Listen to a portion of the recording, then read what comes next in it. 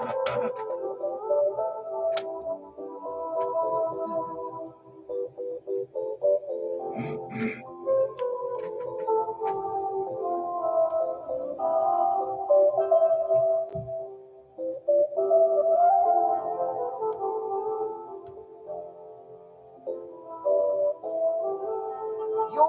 reward will be in the cemetery.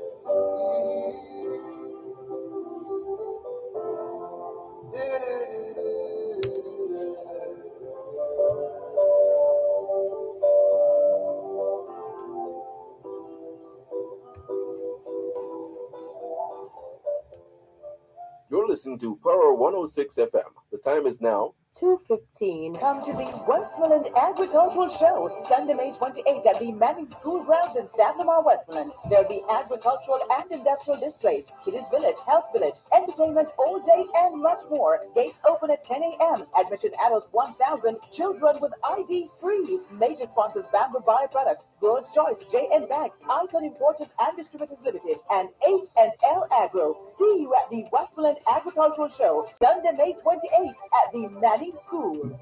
Join the Kingston and St. Andrew Association of Grant Societies in association with the Ministry of Agriculture and Fisheries and the Rural Agricultural Development Authority RADA for AgroFest 2023, Saturday, May 27, Ministry of Agriculture and Fisheries Playfield in Hope Gardens. Come see agricultural, industrial, and culinary displays and much more. Admission adults $1,000, children $500. Gate prize weekend for two at Sanders Resort. That's AgroFest 2023, Saturday, May 27, Ministry of Agriculture in Hope Gardens. See you there.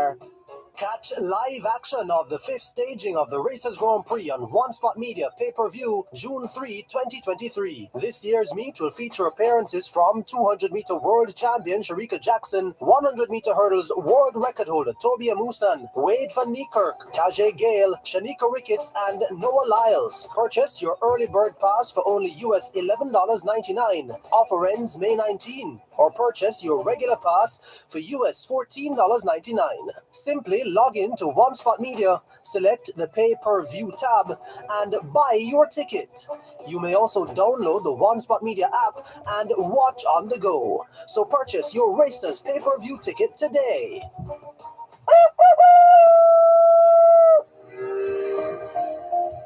all you'll ever need to know about agriculture in the 21st century, packed into one program. Farm Talk with Alpha McKenzie. Farm Talk, showcasing cutting-edge agricultural products, services, and practices. Farm Talk, keeping focus on issues affecting the farming community. Farm Talk, stimulating discourse to propel agriculture as a national tool for development. Farm Talk with Alpha McKenzie, the farmer's best friend. When I listen to you in the mornings and the way you interview the people so that us as farmers can really understand, you break it down, it's really powerful. Wake up to Farm Talk, weekdays 5 to 7 a.m. on Power 106 FM and the Power 106 FM app.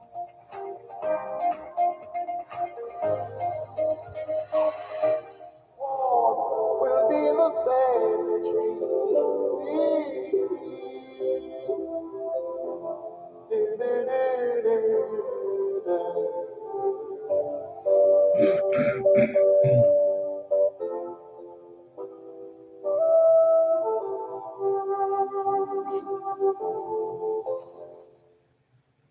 You've been listening to Fools Die by Peter Tosh. Our theme song for this afternoon here on your program, Both Sides of the Story, Power 106 FM. It's the International Decade of Healthy Aging, the International Decade of Ecosystem Restoration, the International Decade of Ocean Science for Sustainable Development, the Decade of Action for Road Safety, and the UN International Decade of Indigenous Languages. It's the 26th day of the 5th month of 2023, the International Year of Millets, those cereals grown in warm countries and regions with poor soils, bearing a large crop of small seeds, which are chiefly used to make flour.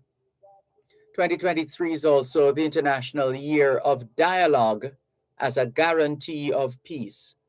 The American Hospital Association and affiliated American health organizations are marking May as Mental Health Awareness Month, Stroke Awareness Month, Arthritis Awareness Month, Better Hearing and Speech Month, Cystic Fibrosis Awareness Month, Global Employee Health and Fitness Month, Healthy Vision Month, Hepatitis Awareness Month, Melanoma, Skin Cancer Awareness, in fact, Skin Cancer Detection and Prevention Month, Asthma and Allergy Awareness Month, Celiac Disease Awareness Month, High Blood Pressure Education Month, Osteoporosis Awareness and Prevention Month, Physical Fitness and Sports Month, Teen Pregnancy Prevention Month, and Older Americans Month. The month of May still being observed here in Jamaica as National Exporters Month, Child Month, Lupus Awareness Month, Education Month, and Workers Month. It's Independence Day in Georgia and Guyana, Mother's Day in Poland, Prince Frederick's birthday in Denmark, and Sorry Day in Australia. Hoy es viernes, el 26 de mayo 2023. Y les saludamos en cualquier parte del mundo que nos están escuchando en este momento. Estamos muy agradecidos por el don de la vida y el privilegio de servirles en otra edición de su programa, Both Sides of the Story, ambos lados de la historia. Nunca vamos a tomar su audiencia por sentado porque sabemos que ustedes tienen otras opciones. Y esta es la razón por la cual jamás olvidamos darle las gracias por elegir Both Sides of the Story, ambos lados de la historia, de lunes a viernes desde las 2 hasta las 5 de la tarde, aquí en Power 106 FM. La misión continua para educar, capacitar, iluminar y estimular el espíritu empresarial. Bienvenidos.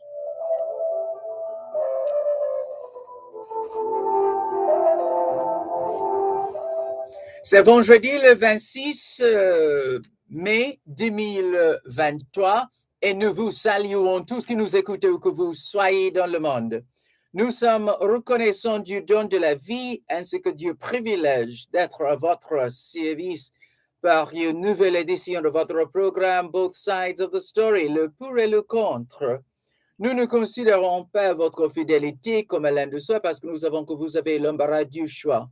C'est pourquoi nous n'oublions jamais de vous remercier de choisir d'écouter Both Sides of the Story, le pour et le contre, du lundi au vendredi de 2h à 5h de l'après-midi sur notre antenne Power 106 FM. Nous continuons notre mission d'éduquer, d'habiliter, d'éclairer et d'encourager l'esprit d'entreprise. Bienvenue.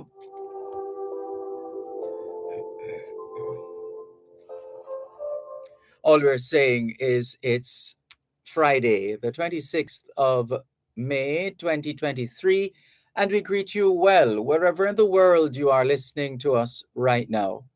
We remain eternally grateful for the gift of life and the privilege to serve you on yet another edition of your program, Both Sides of the Story. We don't ever take your listenership for granted because we know you have choices. And that's why we never, ever forget to remember to say thanks for choosing to listen to Both Sides of the Story, Monday to Friday, 2 to 5, right here on Power 106 FM. The mission continues to educate, empower, enlighten, and encourage entrepreneurship. Welcome. But fools die for want of wisdom. We thank producer Jesse. We thank producer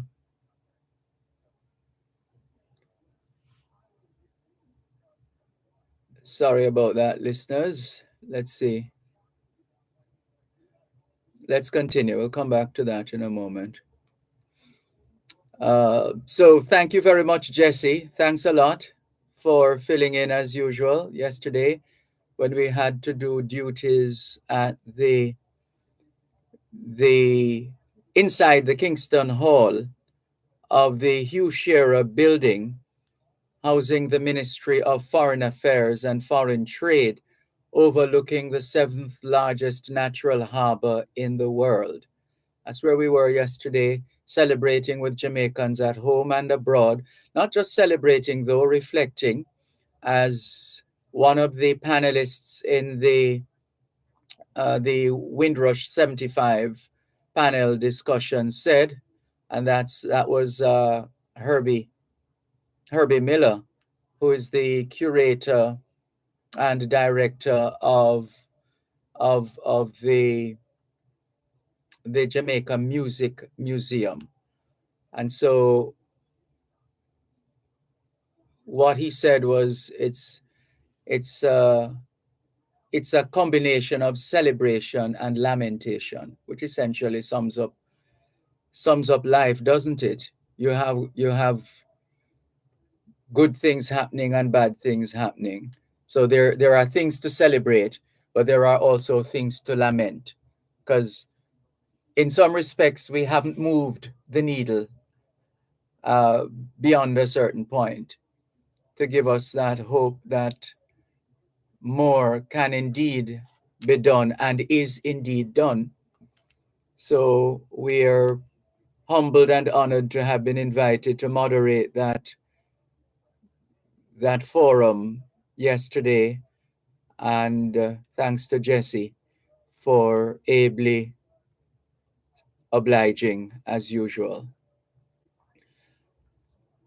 Good afternoon to those of you listening to us on 106.1, 106.3, 106.5, 106.7, and 106.9 from Moran Point to Negril Point, from the Goat Islands to Galena Point. This is Power 106 FM, serving Jamaica and the diaspora. Hello to those tuned in via the Power 106 FM app, which you have downloaded from the App Store or the Google Play Store, depending on the nature of your device. Downloading is free, listening is free, wherever, whenever. We acknowledge those who have dialed a designated number to listen to Power 106 FM from the United States and the United Kingdom. Those in the US wishing to dial a number to listen to Power 106 FM can call 631 359 8281. 631 359 8281. If you're in the United Kingdom and you wish to dial a number to listen to Power 106 FM, your number is 0330 606 0953. 0330 606 0953. We're streaming live video on the Dervan Malcolm Facebook page. If you're not there yet, log on to Facebook. In the search box atop the page, type DERVAN MALCOLM, and you too will be able to not just hear but see what's happening in the studios of Power 106 FM. If you don't have a Facebook account, no sweat, there's always YouTube, and you don't need to have an account to access viewing this live stream on YouTube. All you need is a smartphone, a tablet computer, laptop, desktop, any one of those. Then you need internet connection, and importantly, not just connection, but connectivity. You can test for connectivity by opening a browser like Google Chrome, for example. And if you're able to browse, you're good to go. If not, then you might want to get some help. It shouldn't take too long to resolve that matter, though, depending on the cause of that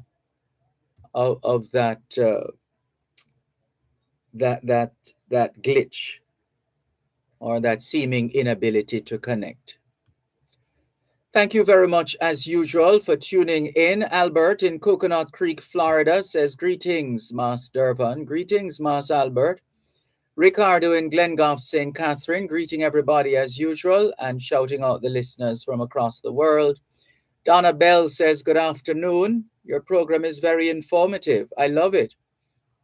We try, Donna Bell. Thank you very much for being a part of the experience. Opal Shaw says, "Good afternoon, Dervan. I'm so elated, jumping with joy. Today is the last day of school until the 1st of August. Jamaica, here I come," says Opal Shaw.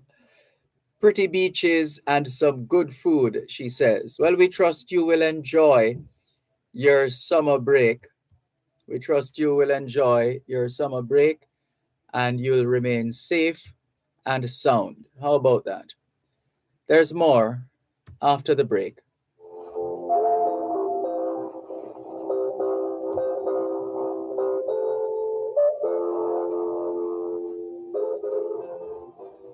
You're listening to Power 106 FM. The time is now 2:30. The #1 digital sales and marketing conference will be live in Jamaica. SalesCon 360. Let's work with leading marketers on the future of sales and digital marketing. Explore the tech playground featuring the latest technologies and network with top experts at the AI costume party. Join us at the Jamaica Pegasus on June 14, featuring top speakers and marketing experts from around the world. The future of marketing is here. Register now at salescom360.com or call 438-1135. Sponsored by iPrint Digital, Creative Brands and Concepts, Trend Media, RGR Cleaner Group, and our hotel. Turn it up, turn it up, turn it up, turn it up, turn it up. Bingo! RGR Gleaner Netballers, big money bingo! Thousands of dollars to be won from TTJ Motors, Globe, Scope, Travel Vacations, and Bright Diamond Funeral Services and Supplies. Look your prizes turn up from Chassis Ramson, Tranback Tonic Wine, Rock World Appliances and Phone, Routed by Mel Salon, Unit Autotech Jamaica, Garut Equipment Maintenance and Supplies Limited, Chemical Choices, Quick Gas. It's Friday, May 26th at RGR Gleaner North Street. Yes, May 26th, North Street at 7 p.m. Enough vibes and surprises at Big Money Bingo. Turn it up, turn it up, turn it up, turn it up, turn it up. For want of wisdom,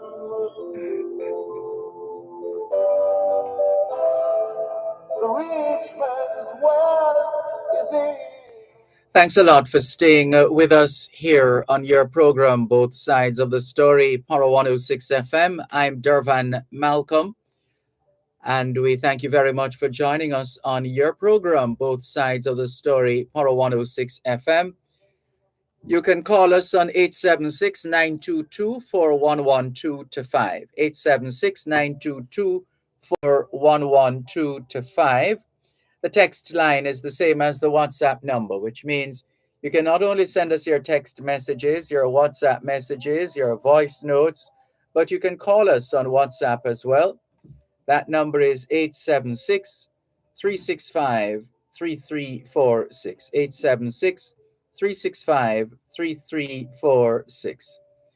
Our streaming live video, as you would know by now, to the Dervan Malcolm Facebook page. If you're not there yet, log on to Facebook in the search box atop the page. Type DERVANMALCOLM, and you too will be able to not just hear, but see what's happening in the studios of Power 106 FM.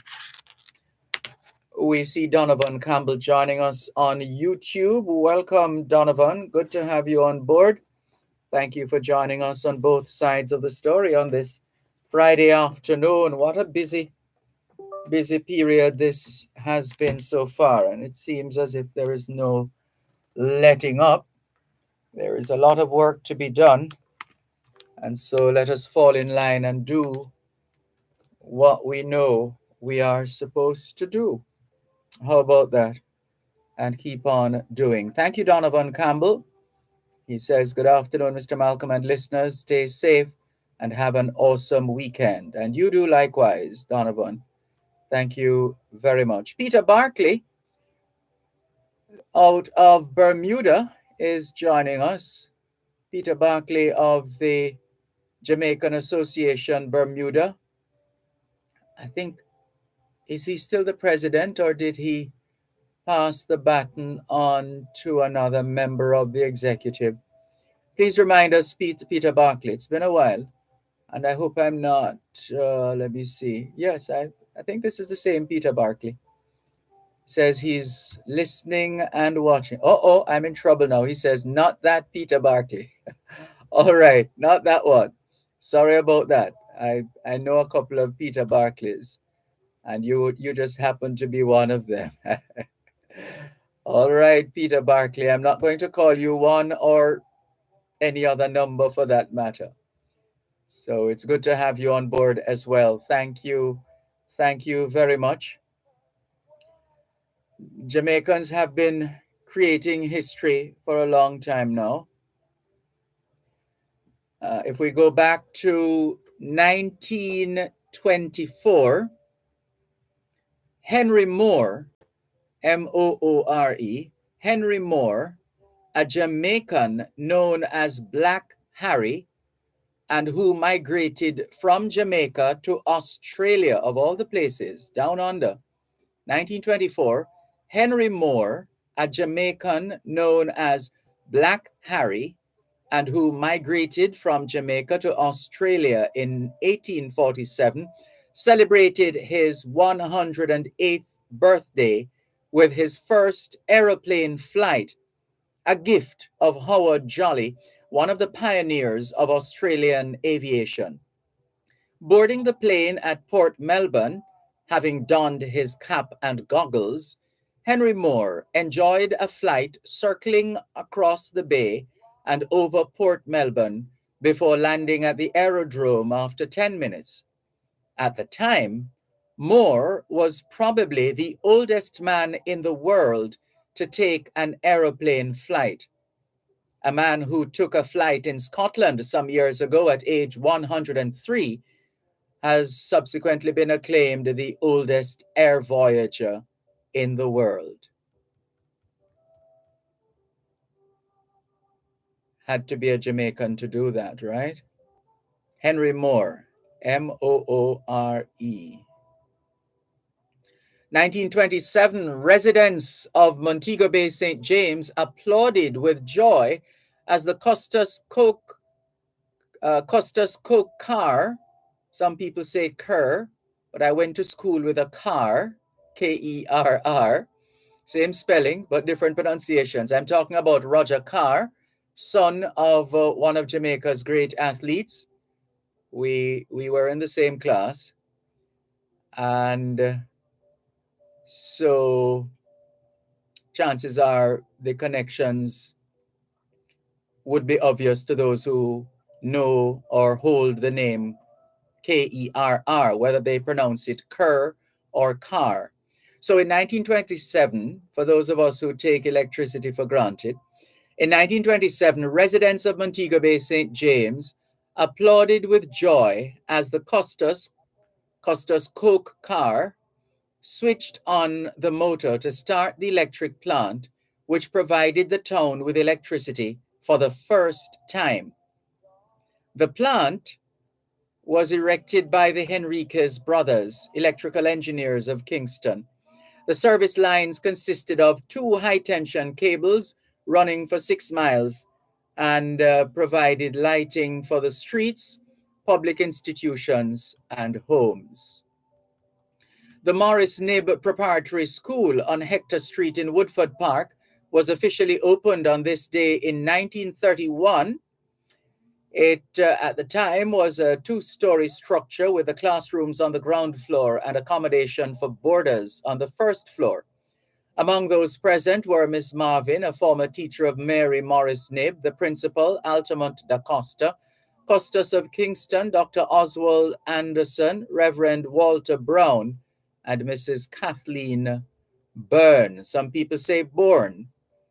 Well, whether you pronounce it Bourne or Burn in terms of a name, either would be fine, assuming that the holder of the name has chosen a particular pronunciation as opposed to the other.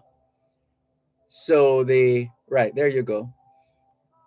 1936, electrical engineers, Messieurs Abrams, Henriquez, and Joy installed that generating plant at Seville in St. Anne to provide electricity for the first time to the town of St. Anne's Bay in the Garden Parish of St. Anne.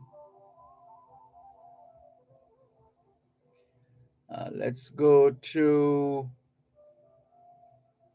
1937. The government of Jamaica in 1937 decided on Hope Pastures, St. Andrew, as the site for the tuberculosis sanatorium, which was to be erected to commemorate the jubilee of His late Majesty King George V.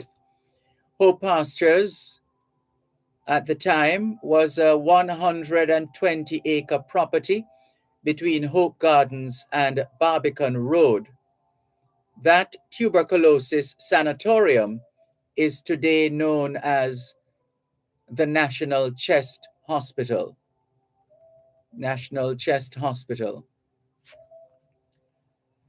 1938, having negotiated an increase of 2 pence or tuppence per hour, having negotiated an increase of tuppence per hour for dock workers to bring their pay to 10 pence per hour, Norman Manley presented this offer to them at a meeting on the Kingston waterfront.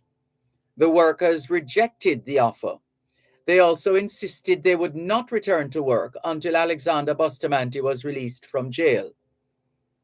Sir Alexander Bustamante was arrested by the police on May 24, a public holiday, which at the time commemorated the birthday of Queen Victoria, who was credited with granting freedom from slavery. Also in jail with Bustamante was St. William Grant. The park in downtown Kingston is named in his honor, St. William Grant Park. Still in 1938, those tumultuous times,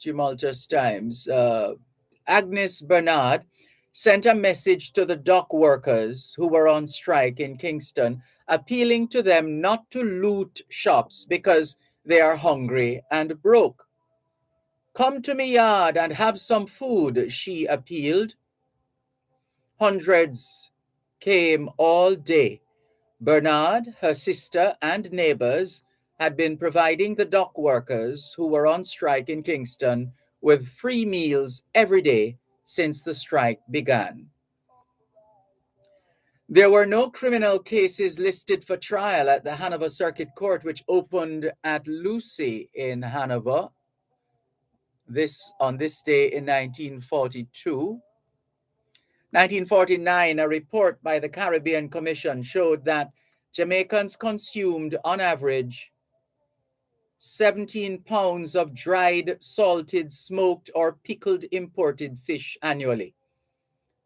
1949, a report by the Caribbean Commission showed that Jamaicans consumed an average of 17 pounds of dried, salted, smoked, or pickled imported fish annually.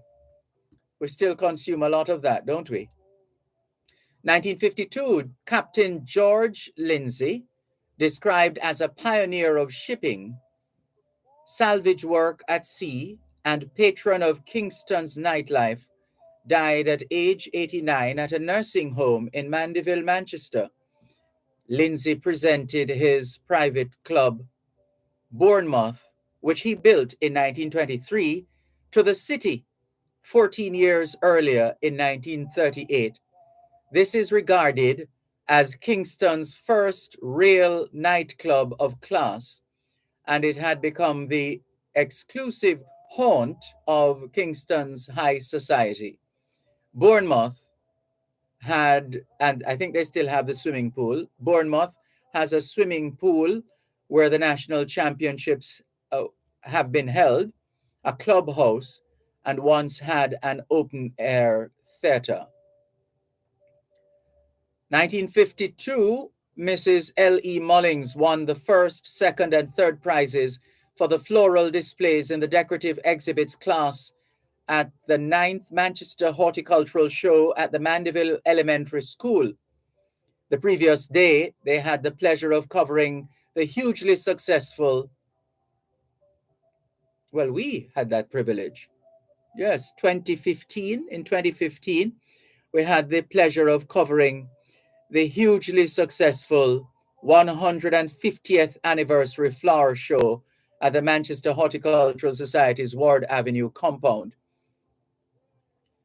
the last one we did was that 2019 before COVID.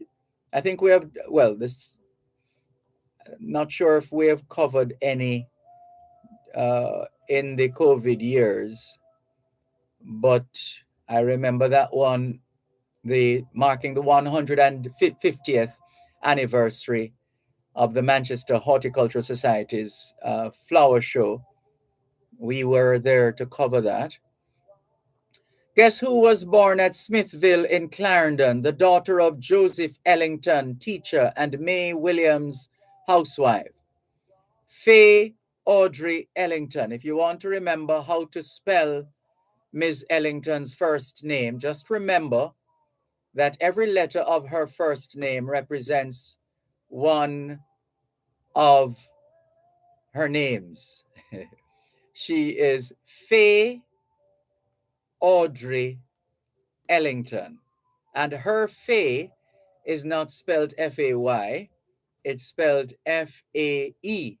The F for Faye, the A for Audrey, the E for Ellington. More in a moment. Knowledge is power. Class is in session. Power 106. You're listening to Power 106 FM. The time is now 2:45. Education plays a critical role in the lives of our young people. At the American Foundation for the University of the West Indies, we ensure financially challenged students across the Caribbean are given increased access to higher education so they can continue to transform their lives and the lives of others. Support our mission in shaping the lives of our future leaders. Donate to educate.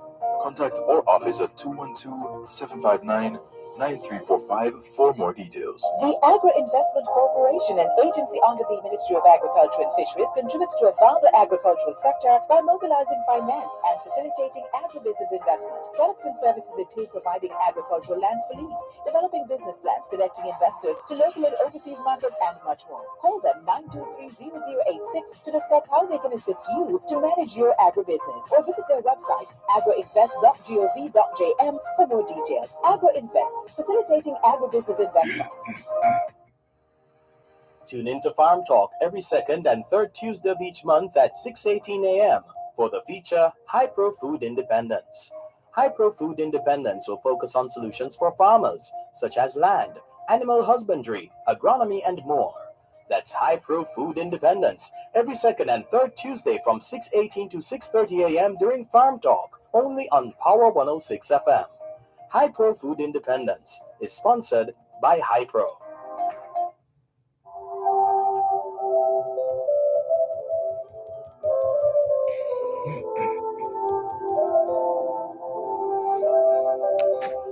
Thanks a lot for staying with us here on your program, Both Sides of the Story, Power 106 FM. I'm Dervan Malcolm. The lines are open. Whatever is on your mind, please feel free to share. 876-922-4112-5.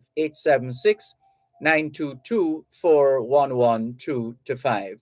The text line is the same as the WhatsApp number, which means you can not only send us your text messages, your WhatsApp messages, your voice notes, but you can also call us on WhatsApp, 876-365-3346, 876-365-3346.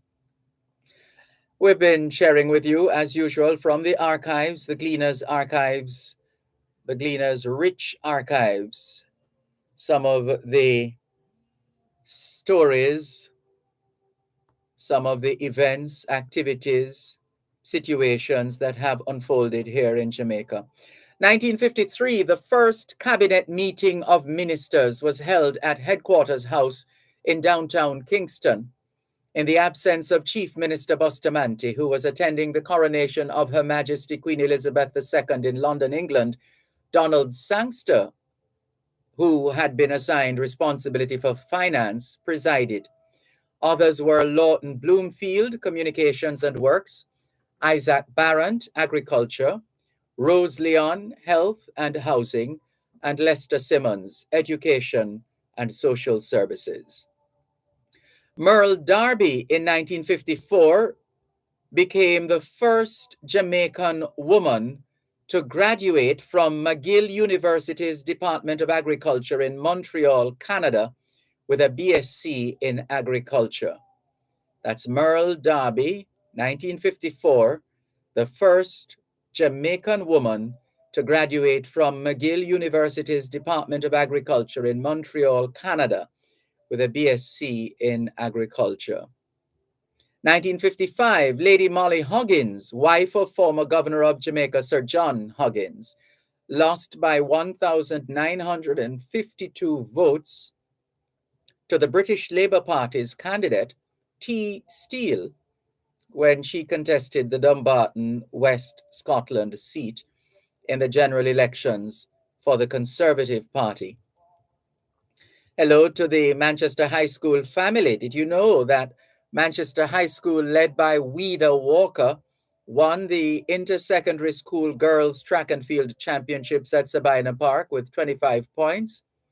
It happened on this day in 1961. St. Andrew High School for girls with 23 points placed second. The high point of the meet was 15-year-old St. Andrew High School girl Vilma Charlton. The high point of the meet, 15-year-old St. Andrew High School girl Vilma Charlton's 11.8 seconds in the 100 meters. Hello to you wherever you are listening to us. If you are listening to us, Vilma Charlton, that's a blast from the past, isn't it? At 15 years old in 1961, the talk of the Inter-Secondary School Girls Track and Field Championships at Sabina Park was her 11.8 second run in the 100-meter event. Dudley Macmillan is elected the first president of the Advertising Association of Jamaica. It happened in 1961 on this day. Other officers elected were Edgar Stewart, vice president, Gilbert Aarons, treasurer, and Joyce Lindo, secretary.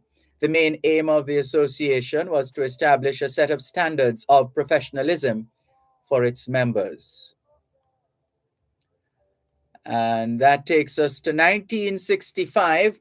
Pedestrian lights were installed and switched on for the first time in Jamaica at North, South, East, and West parades in downtown Kingston. Unlike the normal traffic lights, which have green, amber, and red lights, these pedestrian lights had only red and amber. During the day, the amber lights for motorists were on for 40 seconds and red for 15 seconds. They were turned off, or in fact, they turned off automatically at midnight until dawn. These pedestrian lights are not to be confused with traffic lights.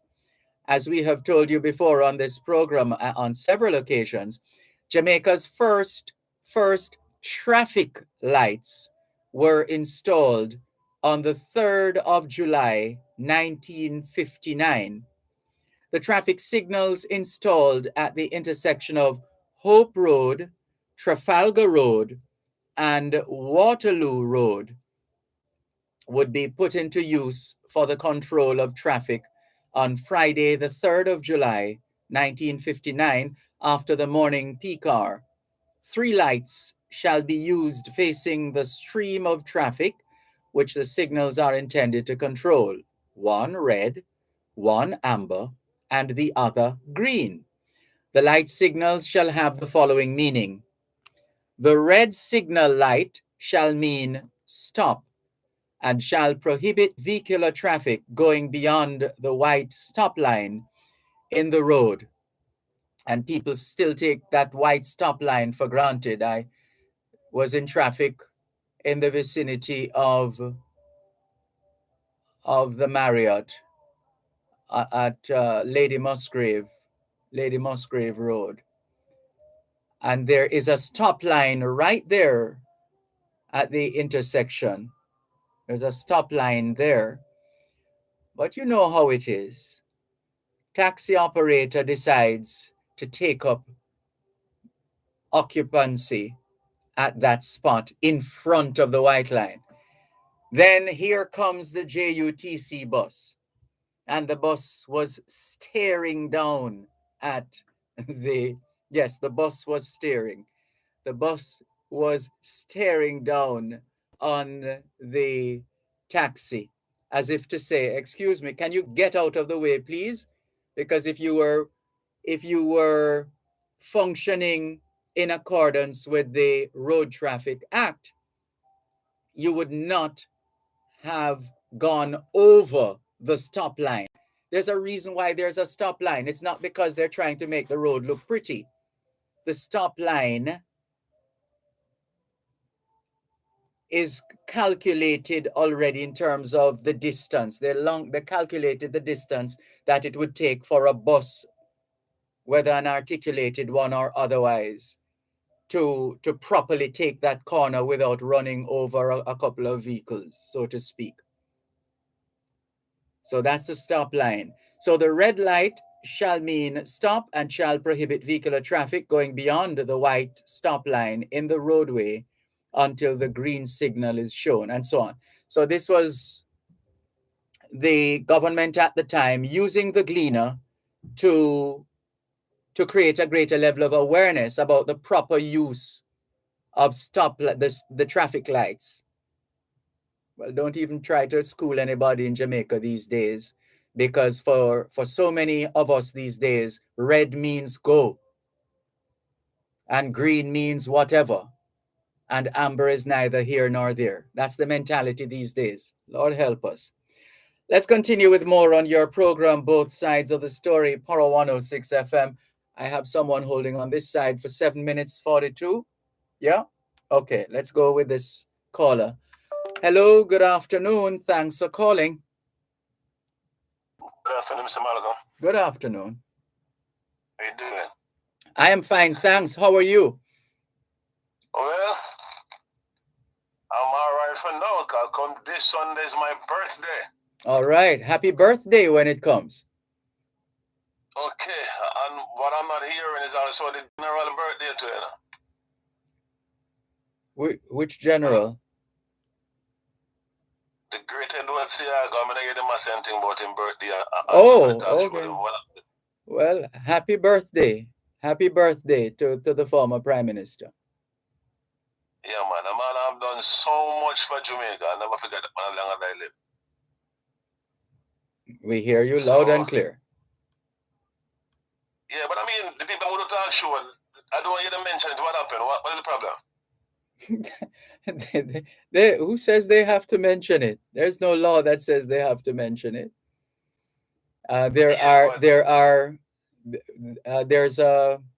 There's a series of activities that takes place, and that is to honor the memory of the life and the work of each of those who have served.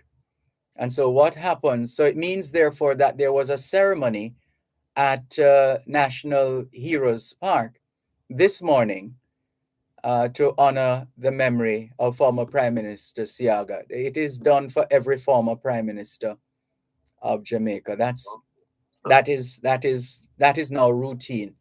Once the date, the anniversary of the birth of the former Prime Minister comes up, once that date comes around, there is usually a floral tribute and a short ceremony, a brief ceremony in National Heroes Park.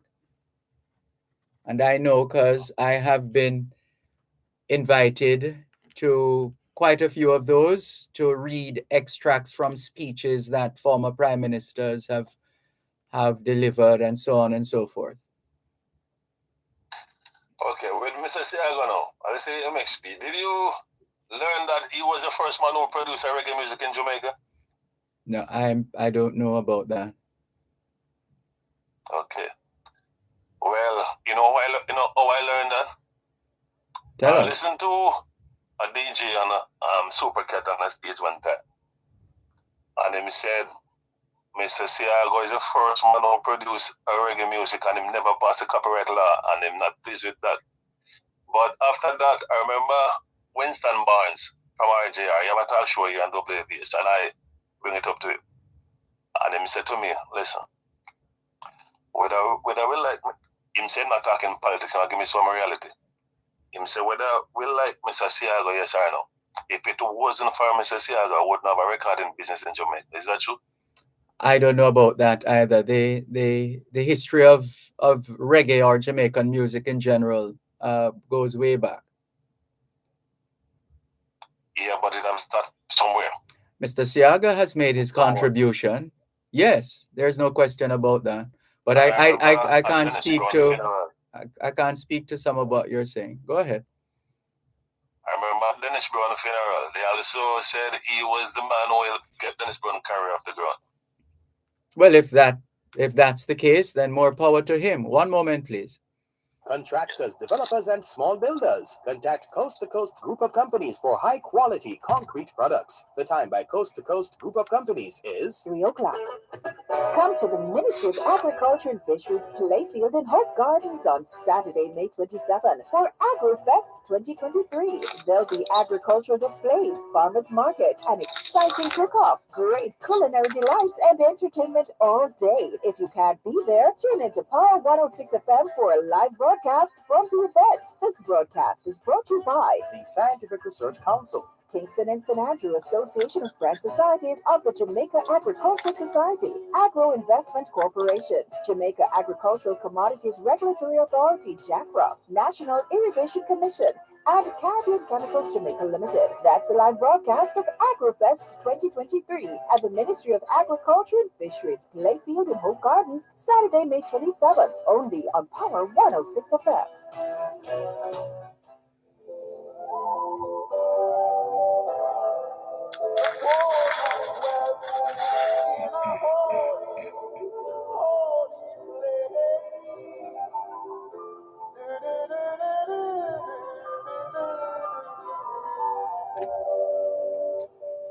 Thank you very much for staying with us here on your program, Both Sides of the Story, on Power 106 FM.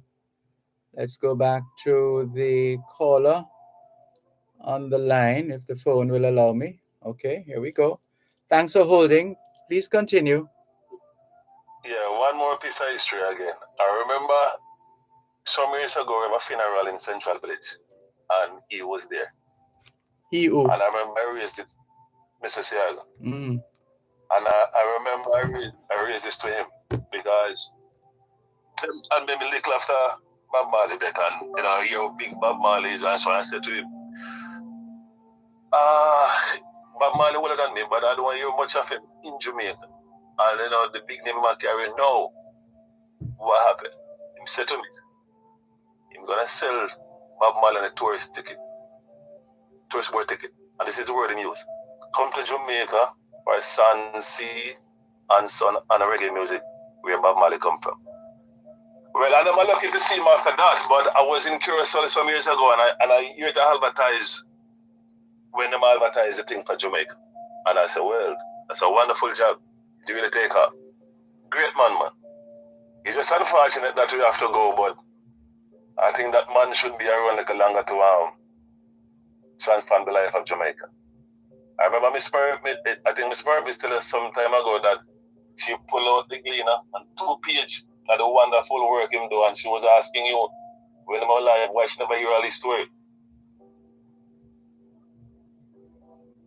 There are quite a few books. You might want to get a copy or two. Quite a few books on his life and work. Yeah, wonderful man, but God rest his soul and his memory will continue to live on. That's it? So, no, I say God bless his soul and his memory. Yeah, man, I heard all of that. Those who remember him wonder. Mm-hmm. Yeah? No, I heard. I was just trying to identify whether you had finished. You were finished speaking. No, man, the list is so long, but I have to go to work now, so I'll take you up on it. You said you have something for him this morning, right? Naturally, they usually do for all former prime ministers who are obviously deceased former prime ministers. Well, it should be on YouTube, so I'm going to check in and see if I see it a little more. Anyway, thank you very much for giving me a listening ears. I have to run out. Time is go to work. All right. Have a good day at work. Yeah. Take care.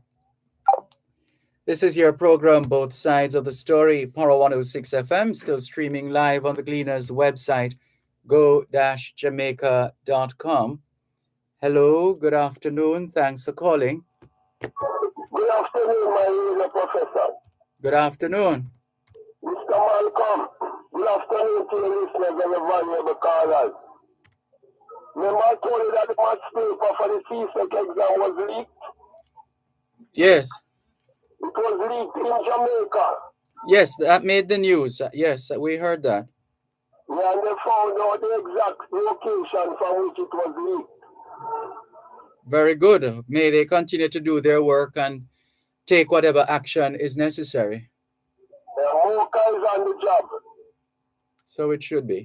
You know how they find out how it was leaked, Mr. Malcolm? Via the cell phone? Via the cell phone. Mm-hmm. The biggest enemy is the cell phone in your pocket, listeners.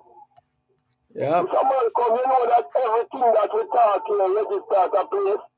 Absolutely. At a particular time? Yeah, well, some of us have nothing to hide, but for those who do, well, so it is. Some of us have things to hide, you know, Mr. Malcolm. Mm-hmm. But Mr. Malcolm, which animal you know is in the food chain? Don't live off killing other animals. I don't know. I've never studied every single one of them, but one would imagine there might be oddities here and there, but consistently, naturally, the strong or the more agile will get the better of those who are treated less than. Mr. Malcolm, I was in a bus a while ago, see? Coming out of Portmore. And I met a friend of mine who just came in from America 2 days ago, and he was on the bus.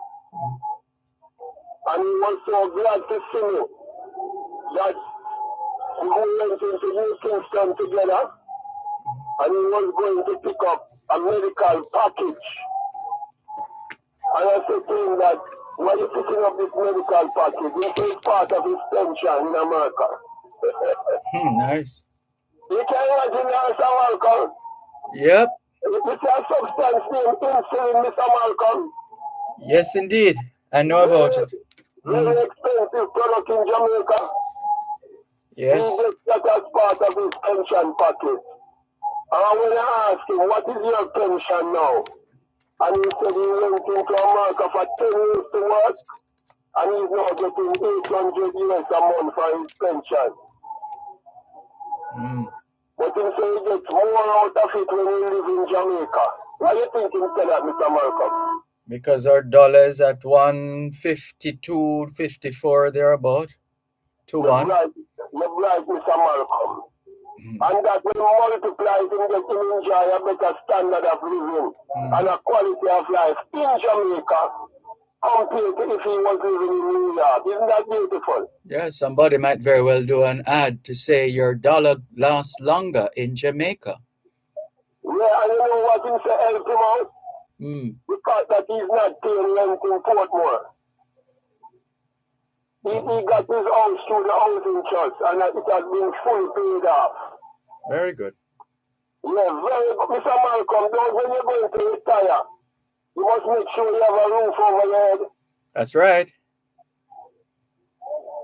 Mr. Malcolm, a lot of Jamaicans don't understand this retirement thing, and when you retire, what might happen to you and what can happen to you, Mr. Malcolm. Yes. Remember I tell you that I don't know if you can get it past your board of directors, Mr. Malcolm. But there's some job that we have out here that we're going to need a radio station to help us to build back this economy from a bottoms-up economy. Because the government is using it from a trickle-down economy, and that can't work in the Western world anymore. We're supposed to be fashioning our own destiny right now, aren't we? When you say fashion your own destiny, talk in plain language so that the people in the countryside can understand, you know, my professor. Doing what is necessary and in line with who we are. Yes.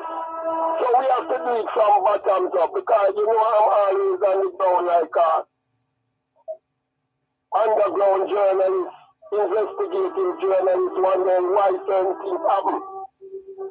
I'm always doing what is called SWOT analysis, my professor. Mm-hmm. And guess what the thing that I found out with this salary thing now? You have a tax that they collect from the gambling tax. You know that tax? Here in Jamaica? Yeah, the gambling Yes, dollar. that goes to the Chase Foundation. Right, you know And that. Chase stands for culture, health, arts, education. You know that Jamaican people can't stop gambling as long as there is no though. Well, it's not unique to Jamaican people, but clearly we have our fair share of gamblers here in Jamaica. Is gambling an ungodly thing? Is an ungodly thing? It depends on your faith, whatever you believe, and whatever doctrine you live by. Sure, do you think with the state of Jamaica now and the importance of the gambling tax, you think it is fair for any church to burn a fire upon a gambler? The church is free to do whatever it wants to do, so long as its freedom doesn't infringe on another individual's freedom or another institution's freedom. And you think the church should marginalize the Jamaican people or citizens, call them sinners because them go buy a cash pot? Well, again, people will assign terms and words to certain behaviors of certain people based on their faith and the doctrine they believe in. So what's that saying about words? Sticks and stones can break my bones, but something another about words. It's been a long time since I tried to recall that one. Mr. Malcolm. Yes. It's when the gambling tax come, and when you look on the gambling tax in the taxes that them collecting from the Jamaican people, them laugh and say, oh, poor people have so much money gambling. But at the same time, you see people with the National Health Fund card, like myself, if most of the people them don't have that National Health Fund card now, Mr. Malcolm, then die for medicine. That is sad because very sad. It is one of the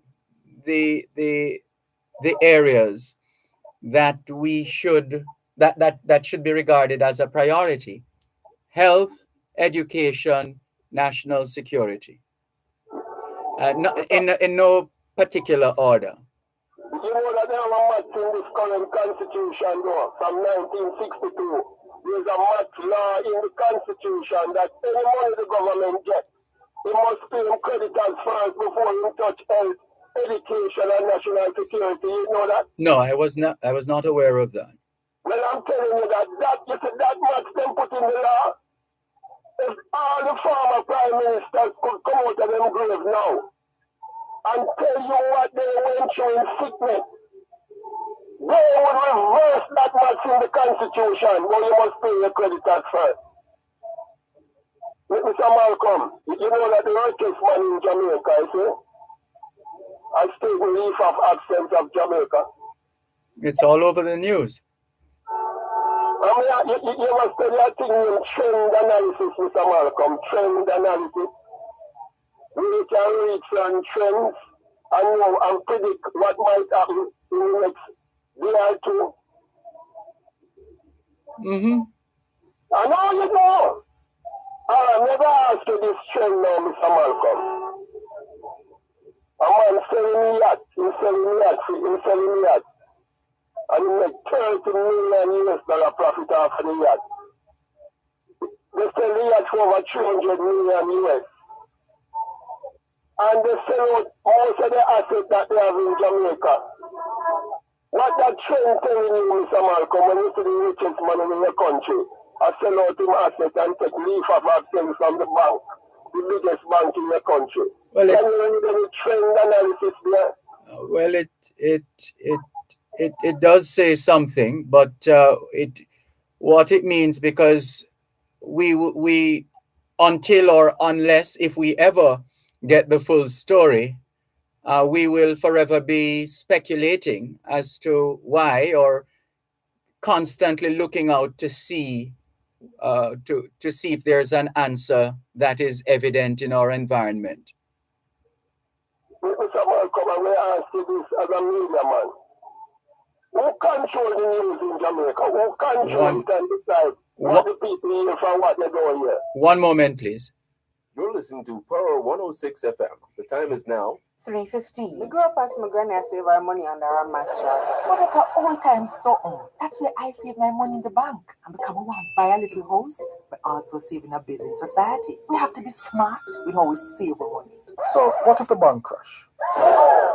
Well, that's where JDIC comes in. Make I tell you something. With the JDIC deposit insurance scheme, once you save your money in a commercial bank, merchant bank, or building society, your deposit is covered up to a maximum of $1.2 million per depositor per financial institution if the institution fails. All the information that you need is available at jdic.org, and you can follow their social media platform for more information. Protecting deposits for you and me. Both sides of the story. Do you have a title for your land? Are you thinking about buying or selling land? How much is your property worth? Tune in to Both Sides of the Story with Dervan Malcolm on Power 106 FM every last Tuesday at 3:30 p.m. for The NLA and You, a program that examines the National Land Agency's role in building an efficient and transparent land titling system for Jamaicans. That's The NLA and You on Both Sides of the Story with Dervan Malcolm every last Tuesday at 3:30 p.m. The National Land Agency. One agency, one goal, committed to serve you better.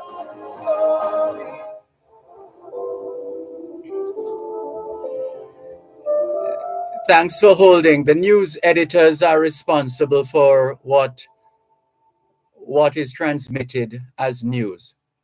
Oh, so they have the definition for what the people hear, for what they can hear. No, they collect the news. They collect the information from wherever they can get the information, and it's the undercurrent is that whatever they do, they must ensure that it is factual and that they didn't have to do anything underhanded to get the information, such as breaching somebody's privacy, etc., etc. Oh, I see what you mean. So certain things are private and certain things are public. Oh, yes. Oh, okay, I understand you. And in our culture now, Mr. Malcolm, like how the money can share up now, you see? And they're writing over the Constitution now. You know, think that the people should have more saying that the writing of the Constitution now than any time before in our history. And it shouldn't just leave up to some people to write what them feel like and take out what them feel like. And then them put it in the news and they tell you certain things. Well, it's now or never. It's now or never. Mm-hmm. What do you mean by that? There's no time like the present. We have had enough of all that we have had enough of. And so whoever is coming now must really come good. Or as they say, go hard or go home. Never leave with this, I'm one of the people them here, you know. You see this pension thing in Jamaica, Mr. Malcolm, is a serious money, yeah? And the people they must realize that we can't get up every day and talk about PNP and GLP as if them alone can run the country. And it's only them alone can attract the brightest mind with them millions, you know. Because too much of we born with dirt spoon in our mouth. And no matter how bright you are, you can't pass on the social ladder in Jamaica. You know. Never leave you with this, you know, my professor. We need a fund. You need to give the green light for us if we can donate to your program. Because we have got some work for you to visit the prison for us. You want to do a program from all Spanish Town prison for you, Mr. Malcolm.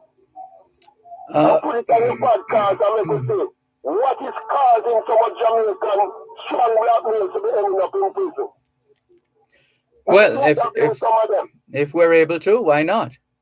And we are calling about 1,000 Jamaicans, especially Jamaican males today.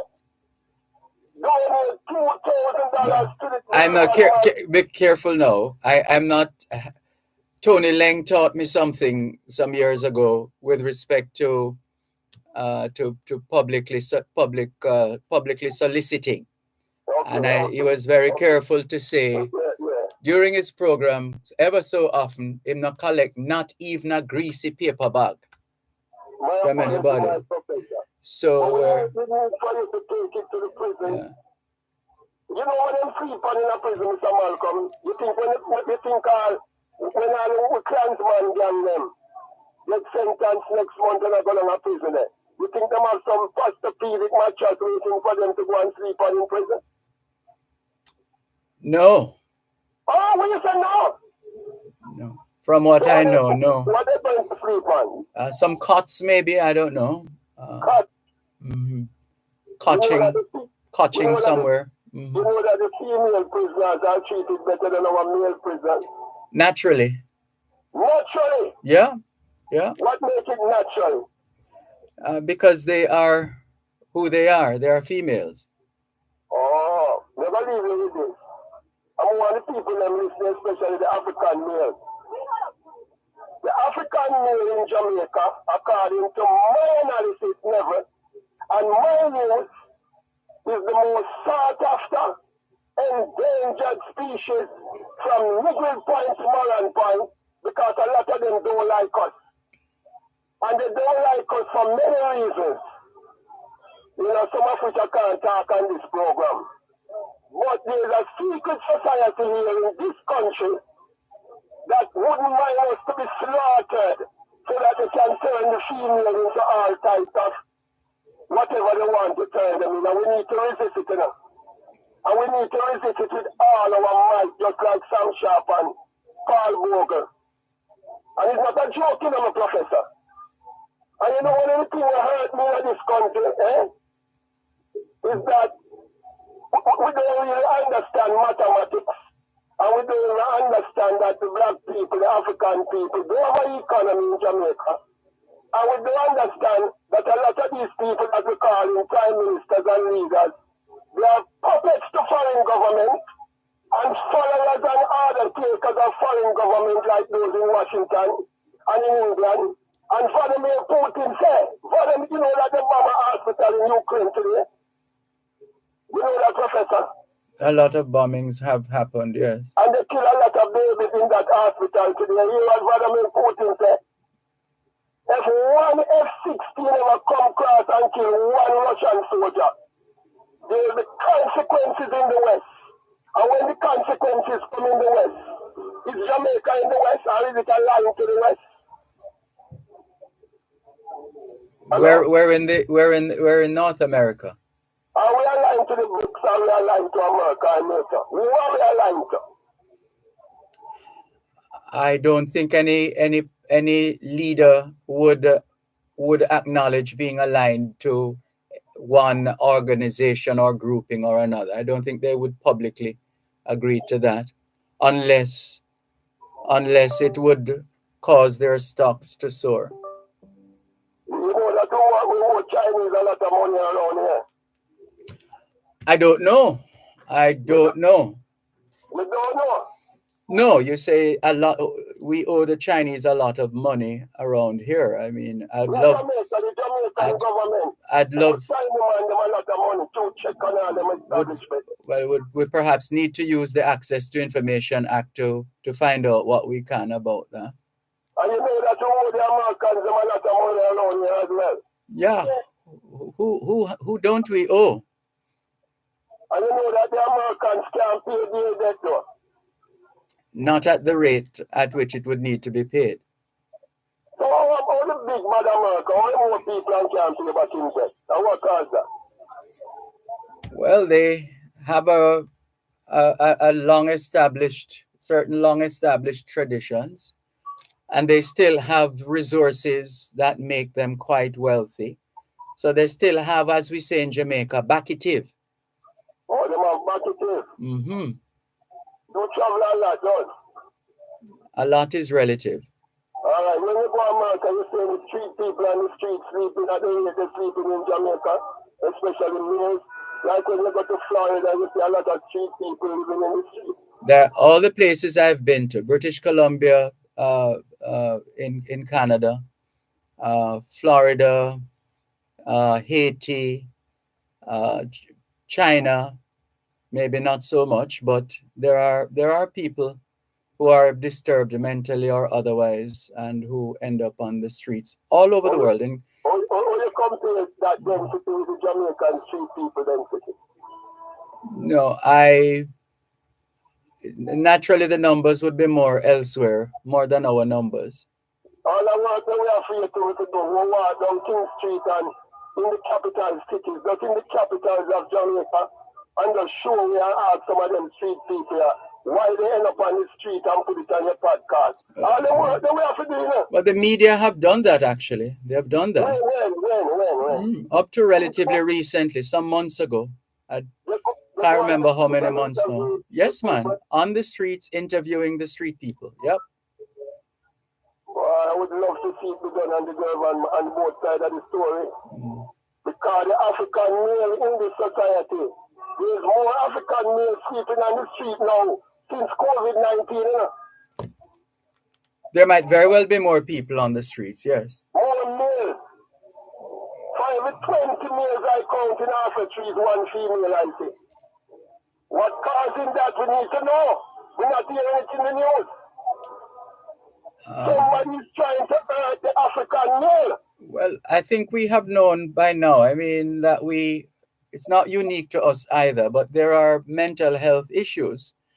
And because of how the society relates to our men folk as opposed to our women folk, or, you know, the burden apparently tends to be, or appears to be, heavier on the men, on the males, for the males to deal with. There are certain things that if and when it happens to the man, if you're not careful, he loses his mind right away. It's a function of some of the pressures as well, the expectations, you know, what is for dinner, what, you know, we don't have no money, that kind of thing. And everybody is looking to the breadwinner. If the breadwinner is not winning, then the household is in trouble. Time for that breadwinner get some fun. And you run him out of your house and call police for him. Or call him tough. And if him gamble, you say, oh, gambler. We have the gambling money and fund the medicine money. Somebody needs to teach the people that we can do it another way better, you know.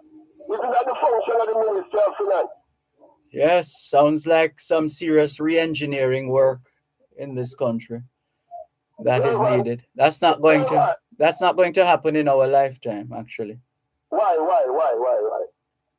Because when something is embedded, when something is entrenched, it means it runs so deep that it is going to take years, if they even succeed in yeah. And start again. When you had me a 14-team entrepreneur, and I hear you, Dervan, Malcolm, on this program promoting entrepreneurship. Most Jamaicans, if you go on and interview them and ask them what is entrepreneurship, them don't know. You know what them call people entrepreneurship in Jamaica? Well, you're a hustler. You're a little hustler. Well, you know? Well, if no, but yes, and there was a time that some of us actually used to refer to people as hustlers. Well, personally, I changed my perspective after reading an edition of Bloomberg Business Week.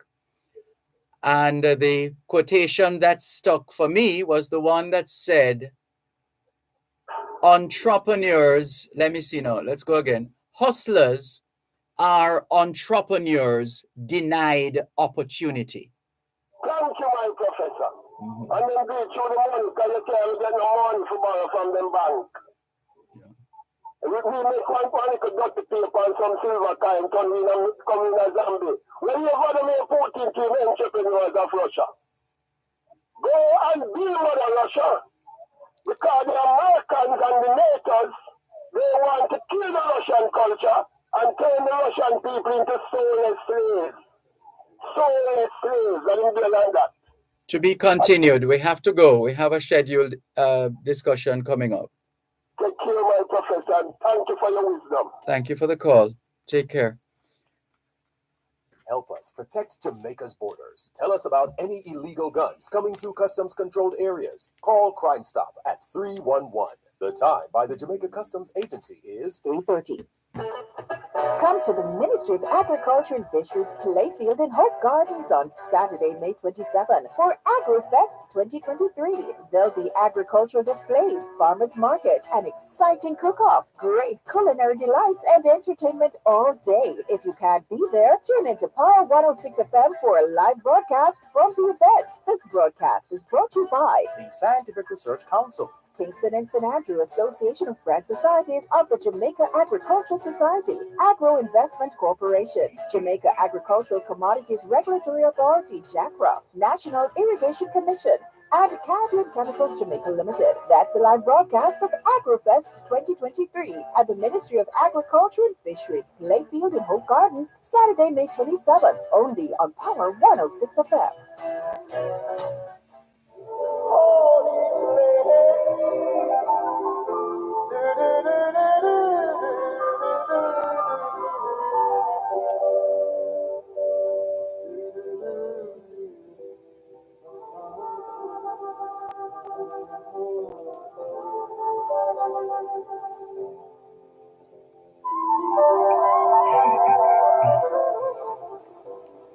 Thanks a lot for staying with us here on your program, Both Sides of the Story, Power 106 FM. I'm Dervan Malcolm, and this afternoon we're happy to have joining us here on Both Sides of the Story, Power 106 FM, the Vice President of an organization called Friends of Falmouth. And we're going to hear more now because this is also a very, very special weekend for the Friends of Falmouth. So let's say hello and good afternoon to Vice President of the Friends of Falmouth, Mr. Peter Johnson. How are you? Good afternoon, Gavin. Good afternoon. I'm pretty good. Wonderful. Beautiful weather in New York City right now. Oh, that's great to hear. Wonderful. Wonderful. And so it's a good time to have some fun as well and engage in some fundraising efforts. But let's step back a bit and bring everybody else into the loop with respect to the organization known as Friends of Falmouth. Can you enlighten those of us who don't and refresh the memory of those of us who do? Absolutely. Friends of Falmouth is a New York-based nonprofit organization which was founded over 5 years by folks from Falmouth Trelawney, historic Falmouth, and we are sort of a group to advocate for sustainable economic, social development in the town, and also that in the diaspora we work to facilitate collaboration back with the town of Falmouth and the diaspora in general in terms of a lot of stuff we've been doing, and especially we actually adopted the Falmouth Infant School, which is one of our projects it's like giving back to the community. Mm-hmm. And the organization has been around for how long now? Over 5 years now. Over 5 years, right? You did say that. And in terms of the work that you do, or the work you plan to do, what is informing those decisions that you have made and are making and plan to make going forward? On what basis will the Friends of Falmouth be activated? So we understand there's a lot of changes and development in the parish of Trelawney, especially Falmouth in particular, where the cruise ship, and there's other sustainable issues that are going on, and we in the diaspora want to be a partnership with the government official and local leaders, and especially be a voice for the diaspora and seeing what's going on. So we have been actually doing things here in the diaspora. We have actually have a migration clinic. We have actually bring the Jamaica youth chorale. We're doing stuff in the community, and also we're trying to do things too, so it could actually impact the town of Falmouth itself. Mm-hmm. And this weekend is a big weekend for the Friends of Falmouth. And before we go there, just want to get a sense from you of how you feel about your town, Falmouth, you and the other members of the Friends of Falmouth. So we have been excited. We have been an advocate for change in Trelawney, especially Falmouth, and also in terms of employment, in terms of the development of the town. And so we have actually been meeting over the last 40 years actually to bring leaders here in New York and also to do things in the parish. So we're feeling that there's big things happening in Falmouth, big things happening in Trelawney, but especially we want to see the impact that is actually affecting folks on the ground. So we are kind of like the advocates. We are also here to work in partnership. And as stated in our planning, we're expecting the mayor of Falmouth to pay us a visit this weekend, along with other officials. Will be coming along with the mayor. There's a delegation that's coming up from Falmouth, so we're going to be here. We're going to have our dialogue in terms of conversation, in terms of updates on what's going on in the town. So folks who are concerned in diaspora will have the opportunity to meet with these folks, because we're gonna the branches also the event we have, and it's also a symposium to see up to date of what's going on in our beloved Falmouth. Mm-hmm. Well, let's go there now in terms of the significance of this weekend. What's the plan for this weekend as far as the Friends of Falmouth are concerned? So, as you know, every Memorial Weekend, the parish of Trelawney actually take over New York State, New York City, where we have over 50,000 people will be in this area and meeting with family, and different activity are planned for the whole weekend. So we get to know you, mingle, greet people we haven't seen in ages. We have people coming as far as Australia, England, Canada, Jamaica, all over around that we all meet every weekend at this time to do our fellowship and camaraderie. But also there is a need to address that actually there's a situation that we can do as diaspora folks who are actually here and making it. So we want to give back to our community, especially Falmouth. Mm-hmm. So there's a lot of activity that folks coming into the New York City area this year. There's a lot of activity going around, but in particular, we as the Friends of Falmouth have our events that we want to actually capture the folks who are visiting New York this weekend. We like the idea. Go ahead.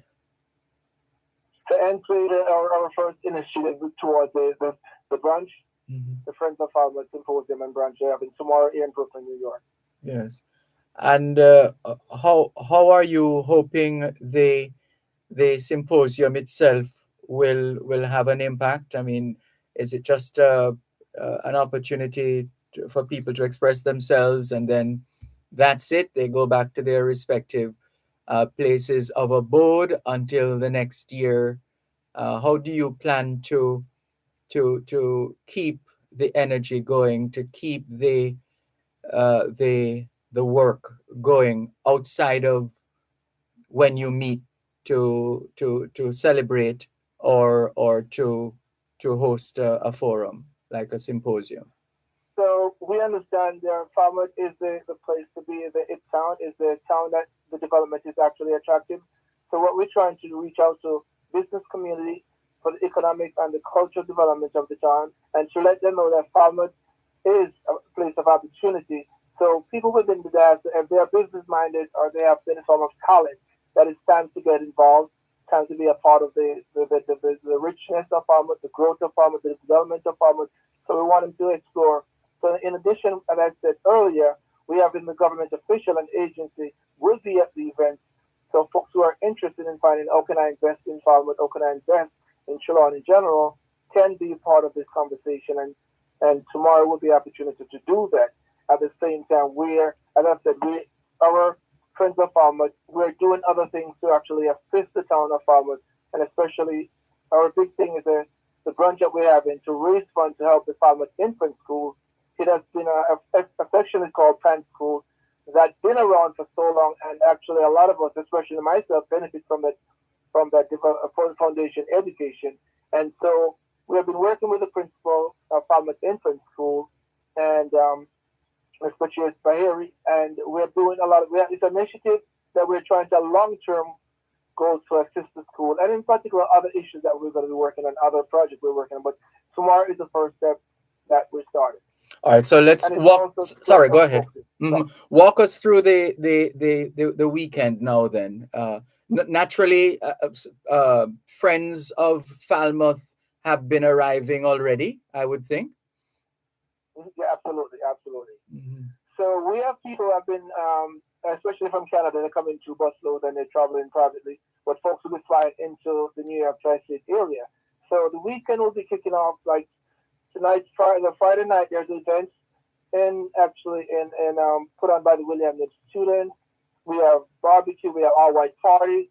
We have events, and then the big climax on Saturday where we all end up upstate New York in a park, and then that's where everyone will be meet and greet, and we have her getting to know and do with the stuff that sharing family together in food and celebration of what's going on, what is important. So it's a big thing, and I think we have been a model for other parishes in diaspora. I see. And there is naturally a fundraising component in the mix here because tickets are sold, right?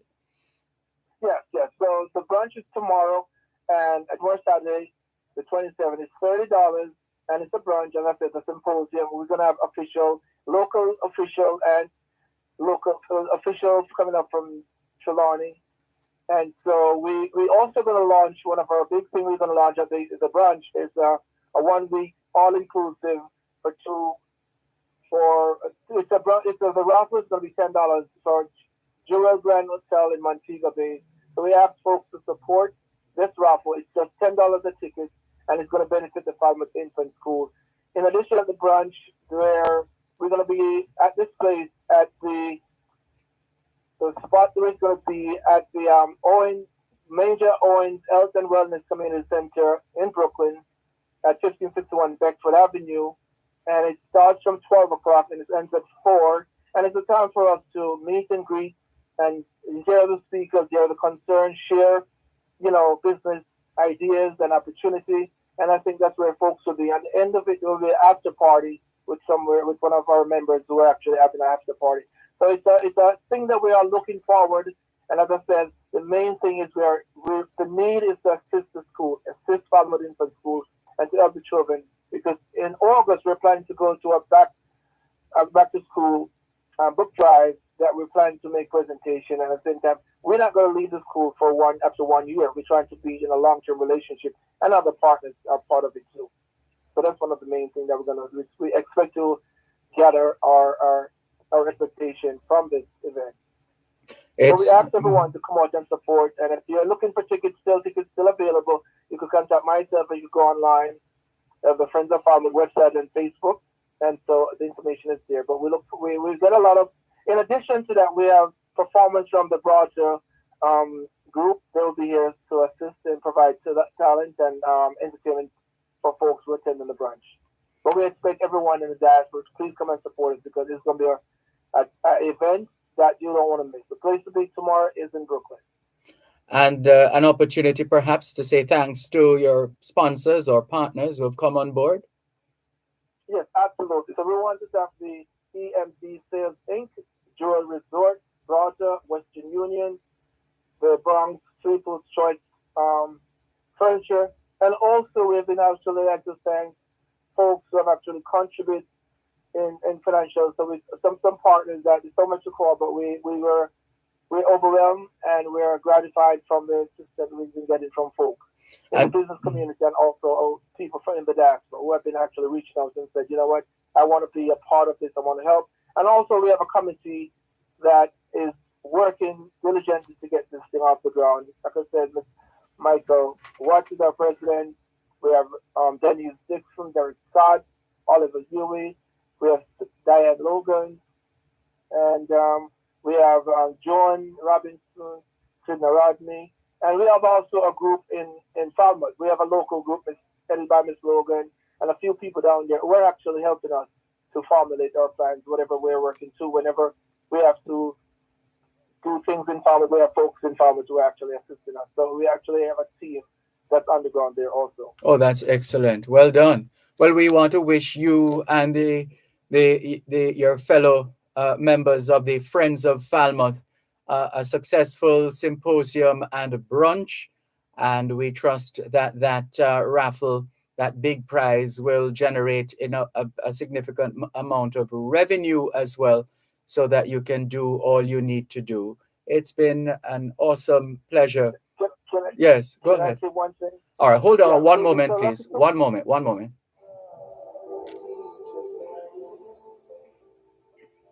For any project, ABC Electrical Sales has all your electrical supplies at the best prices. 8 Hagley Park Road, Kingston, 754-3714. The time by ABC Electrical Sales is 3:45. Dr. Jackie Campbell is on call this and every Wednesday evening at 8 with Powering Your Health. Powering Your Health is Power 106 FM's flagship program dedicated to health and wellness. Your one-stop place to power a healthy lifestyle. How can we help you to power your health? You can reach the show anytime by calling 876-922-411225 or by sending a text or WhatsApp message to 876-279-8598. Brought to you by Benson Pharmacy and Wellington Dental. That's Powering Your Health. Powerful health and wellness discussion and interaction. This and every Wednesday at 8 p.m. Only on Power 106 FM.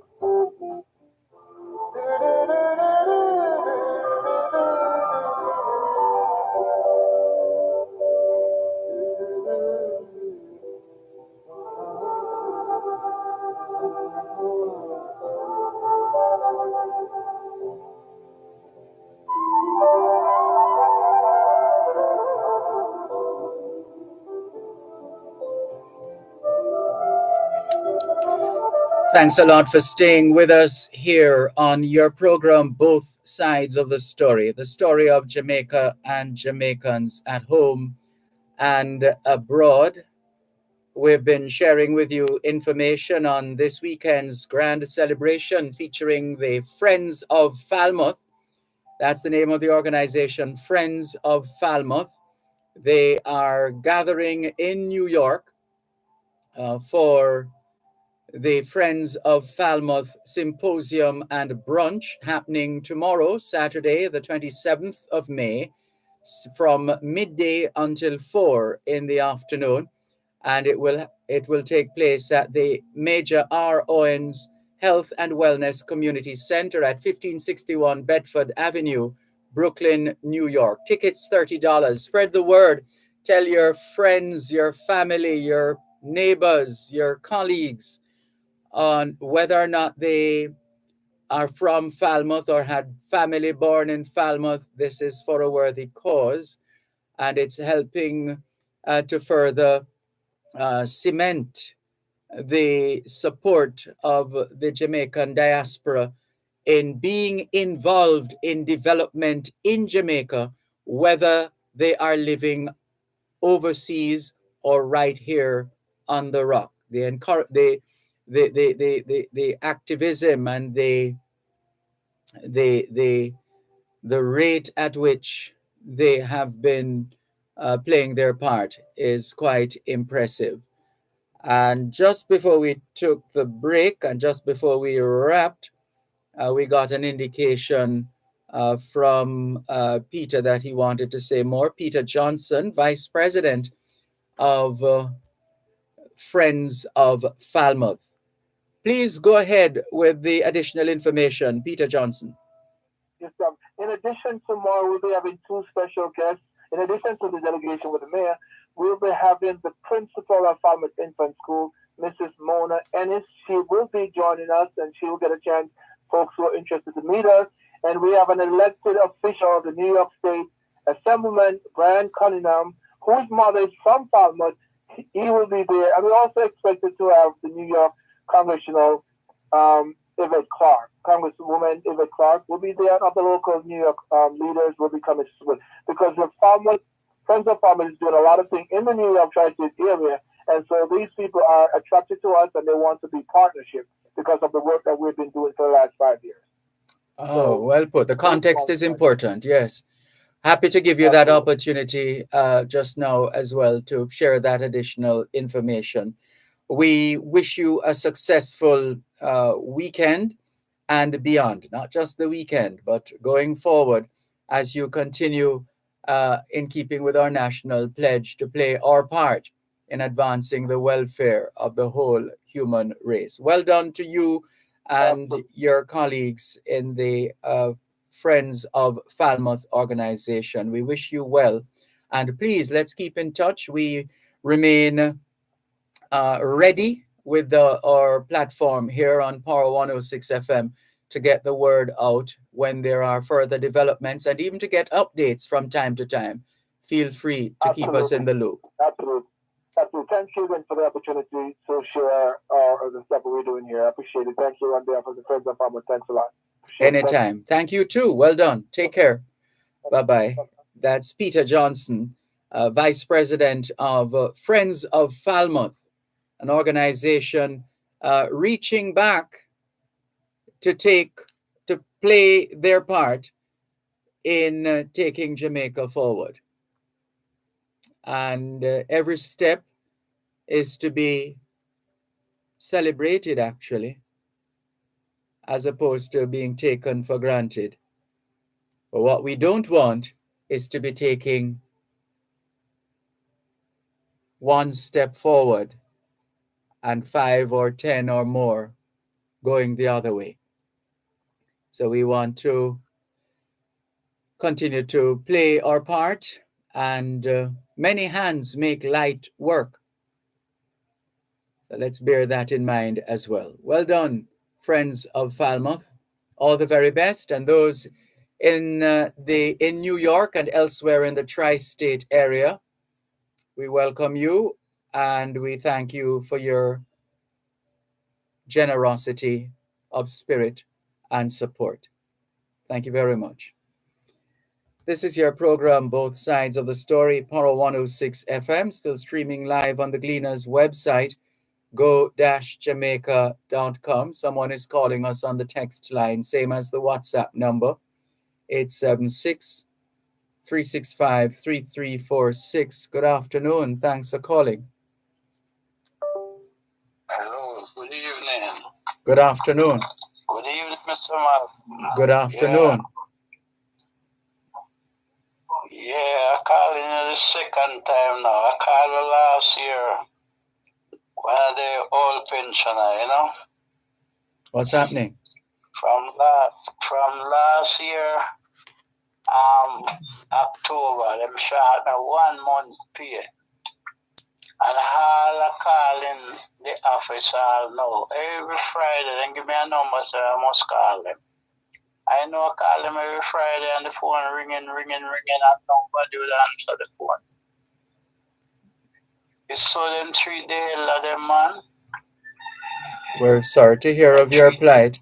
We're going to ask you to... did we take your numbers the last time? I don't sure. I don't think so. Otherwise, we would have it. All right. Let's see if we can take your details off air and forward the information to a representative from the Ministry of Labor and Social Security. In particular, this is what, NIS? NIS? Is it NIS? Yeah. Okay. We get old and we depend on that little thing to buy medication, you know. I was buying a high drops and The one eye drops is $15,000, and when we get money a month in time, I don't get $15,000. Yeah. I get more $1,000 and some cent, and it's 15,000 for one eye drop. Never change that eye drops because I can't afford it. All since my book finish from April, and then put we under some stress, so we must get JP, we sign this and sign that and send in back. And get that done because I have an agent who do that for me, and my agent work. So sometimes it's stressful to the person who do it for me.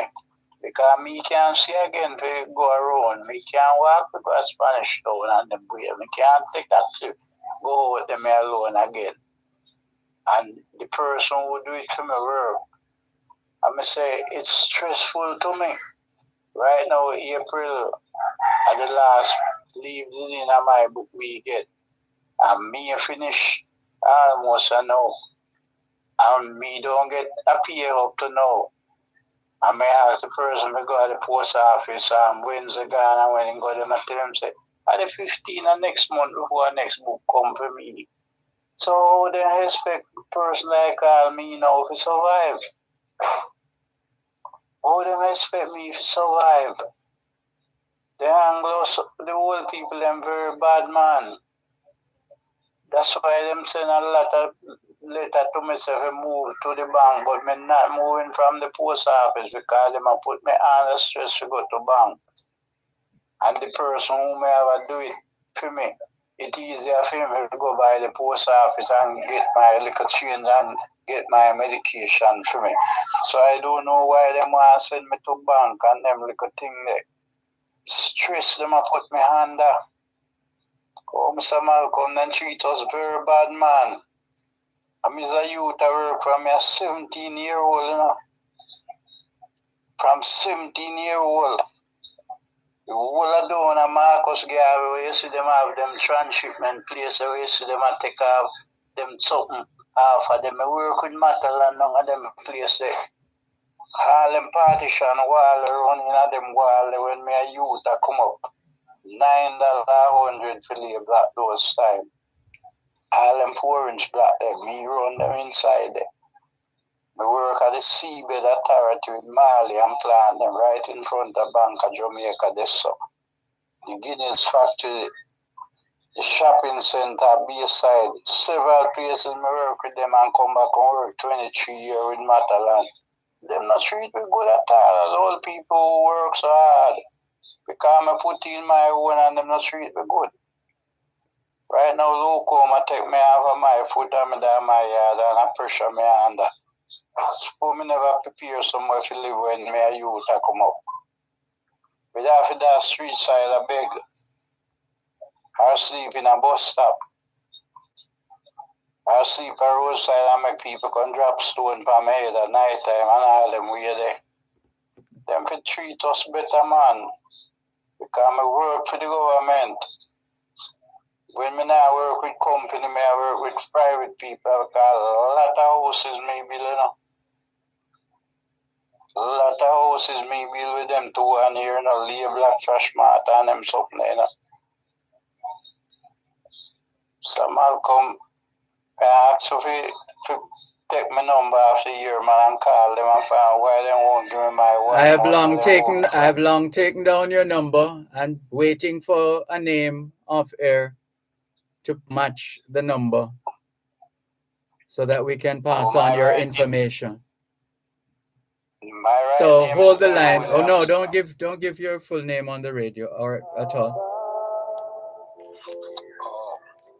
It's all right. We have the number. But just leave the name. Hold the line. I will take your name from you. One moment, please.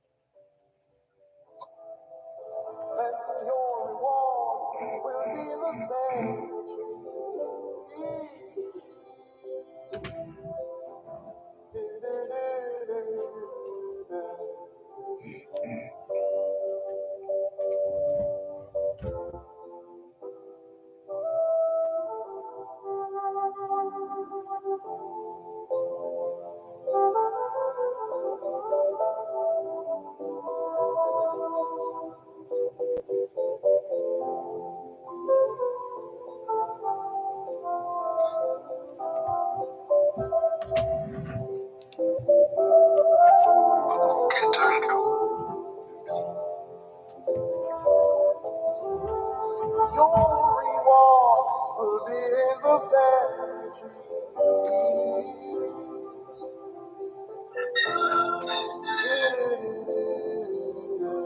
All right, so we have your details. So we will call you, Mr. Williams.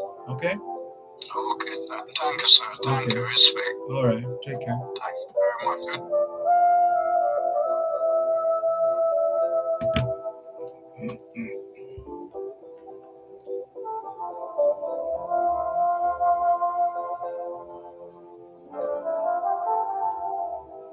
We got to build a better nation.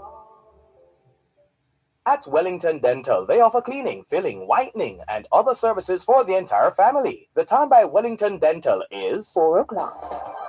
Come to the Westmoreland Agricultural Show, Sunday, May 28th at the Manning School Grounds in Savlamar, Westmoreland. There'll be agricultural and industrial displays, Kiddies Village, Health Village, entertainment all day, and much more. Our 106 FM will be there with a live broadcast from the show. This broadcast is brought to you by the Westmoreland Association of Brand Societies of the Jamaica Agricultural Society, Source One Feeds, Easy Spice Seasonings and Spices, James Lumberyard, the College of Agriculture, Science and Education, CASE, Generation Honeybee and Farm Supplies, and Caribbean Chemicals Jamaica Limited. That's a live broadcast from the Westmoreland Agricultural Show, Sunday, May 28th at the Manning School Grounds in Savlamar, Westmoreland, only on Power 106 FM.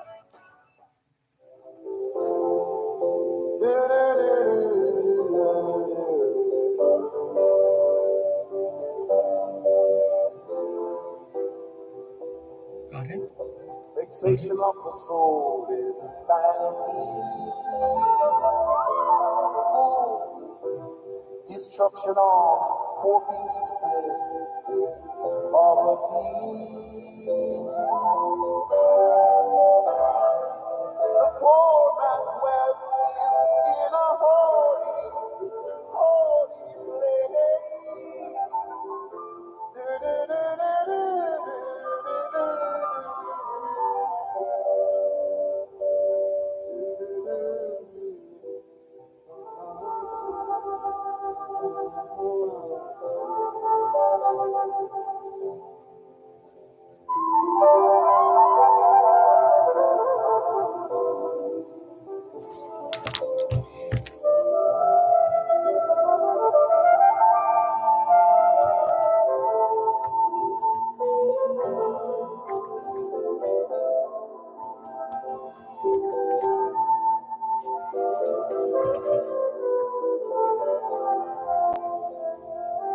Hello, good afternoon. Yes, Kwame, we're calling you, the program assistant calling you. You mean you're saying call you back on this number? Okay, all right. Okay, we'll do. Okay, good. He has given me a number. He has given me another number.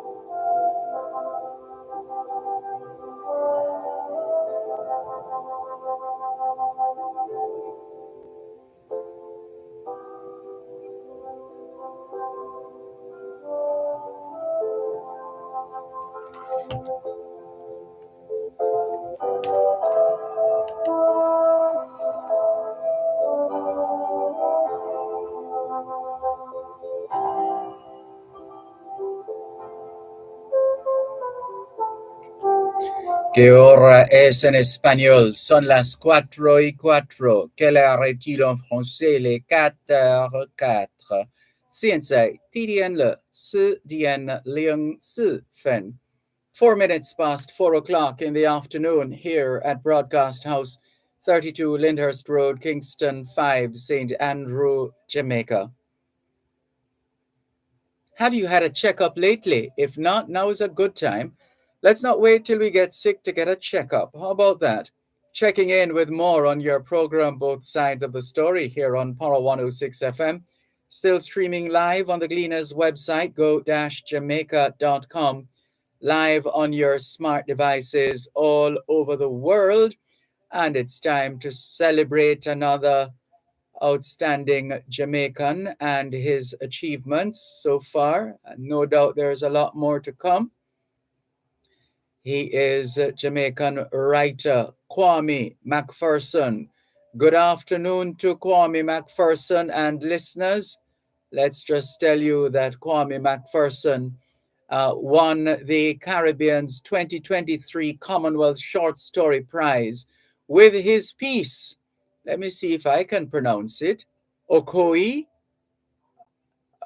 Let's bring in the goodly gentleman. Congratulations to you, Kwame McPherson. How are you? I'm great, man. Funny enough, I just arrived at Treasure Beach getting ready for Calabash. Just arrived. Oh, you're... yeah, so I'm good. I'm good. You're making me jealous now. There's no place to me like Treasure Beach. Yeah. But anyway, so it is. First time here, so yeah, I'm gonna enjoy. Good. All right, Kwame, just some background for our listeners as usual, so we can bring more of them into the loop. Okay. In terms of your yeah, but in terms of your Jamaican heritage, just remind us of yes, go ahead. Yep. So all right. So I was born in the UK, but came to Jamaica when I was very young, probably about 6 or 7. No, but please erase that but. I do it again without the but. Without the but. All right. So I was born in the UK. Yes. Right? Jamaica when I was 7. Mm-hmm. And obviously lived all of my life in Jamaica. Went to primary school, primary. Went to Calabar, as you know, and then ended up working, and then went back to the UK. But funny enough, I didn't do any writing. Aside from primary school, I didn't do any writing even in high school. It's only when I left Jamaica and went back to the UK. And before you go any further, were you a reader, a voracious reader? I was, because it was something I inherited from my father and my brother. Rodney was a more prolific. And I was.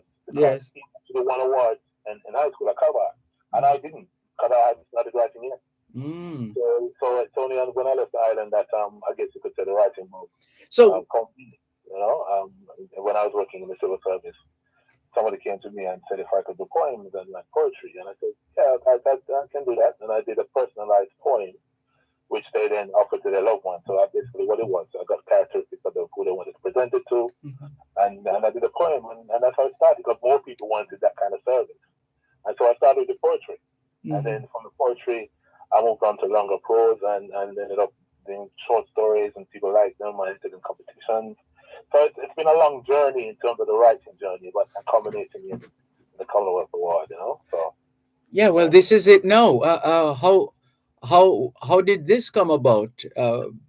In terms of your decision, did you decide to write so that your short story could be chosen as the number 1 or 2 or whatever it is? Just give us the thinking or that came upon you when you decided to enter. But it's more than that, actually, and it's deeper, because to my life journey, so to speak, there are things that came up in terms of challenges. And one of which I actually had depression when I was in North America. When I was going through that experience, something came to me to say, what was it that you enjoyed doing when other people liked what you did? And it was writing. So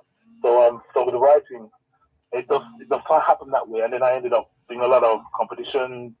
And I said, if people enjoyed my writing that much, I might as well enter competition. Do exactly what I did. So I won awards previously. And I just kept writing. I kept published a number of books, self-published a number of books. And I kept writing and kept winning in competitions. But the funny thing about the Commonwealth, though, is that because I love writing and telling stories, because I'm a storyteller, I entered the Commonwealth 8 times, none of which were in the UK. And I wasn't even shortlisted. How much less? And the one time I entered, it was returning home. I got shortlisted and won the region. So there's something in terms of, and I thought about it, I reflected on it, and I realized that in terms of energy in Jamaica, writers gravitate to Jamaica. Jamaican produces great writers. So you can talk about Ian Fielding, you can talk about Colin Chandler, you talk about Ty Miller, Marlon James, Lorna Goodison, Mervyn Morris. So there's an energy in terms of Jamaican writing. Right. I think I've tapped into that energy and manifested in winning this award, So yeah, so that's it in a nutshell. But yeah, this is the 8th time that I've entered. The one and only time that I've been in Jamaica that I've done so on the Great Scotland. Look at that. Yeah. And let's talk about your winning piece. Pronounce it. It's Okoye. Yeah, that's it. Okoye. It's Ocooee. Yes. It's a Cherokee Native American Indian word which means white apricot. But the significance of the name is that there was an African American town in Florida, I think. And back in the early 20th century, there were a number of black towns that actually existed in the States. But what had happened with them, they were so successful that eventually racism and white supremacy basically brought them to the ground. So Ocooee was one of those towns. It still exists today, but at the time when it began, it was an actual African American town in its own right. So the story is based on the town, and it's based on a man's experience of the contemporary America in terms of the challenges as a black man, as well as a Caribbean man, because he's a Caribbean man, and how it plays out in regards to him experiencing the racism, the brutality of police brutality, but then it also brings the element of Jamaica, brings the element of spiritualism and a bit of sci-fi. So it's a mixture of storytelling at different elements, and I think that's what jumped out at the judges at the moment, is that it tells this mishmash of what's happening in the modern world, Yeah. And how do you recall the moment you heard that you'd won the prize? The most beautiful thing about that was that my sister was here in Jamaica visiting. So I had arranged with the coordinator. She said, "Oh, come in." She sent me an email and said, "We're going to have a discussion about PR." This is after I got shortlisted. Because we knew it was shortlisted. I said, "Okay, no problem." So my sister was with me. So when she called via Zoom, she said, "Oh, Kwame, I had to tell you that I got some public news for you." I said, "Okay, fine." Yeah, she said, I had to tell you what I had to tell in terms of the PR information because you won.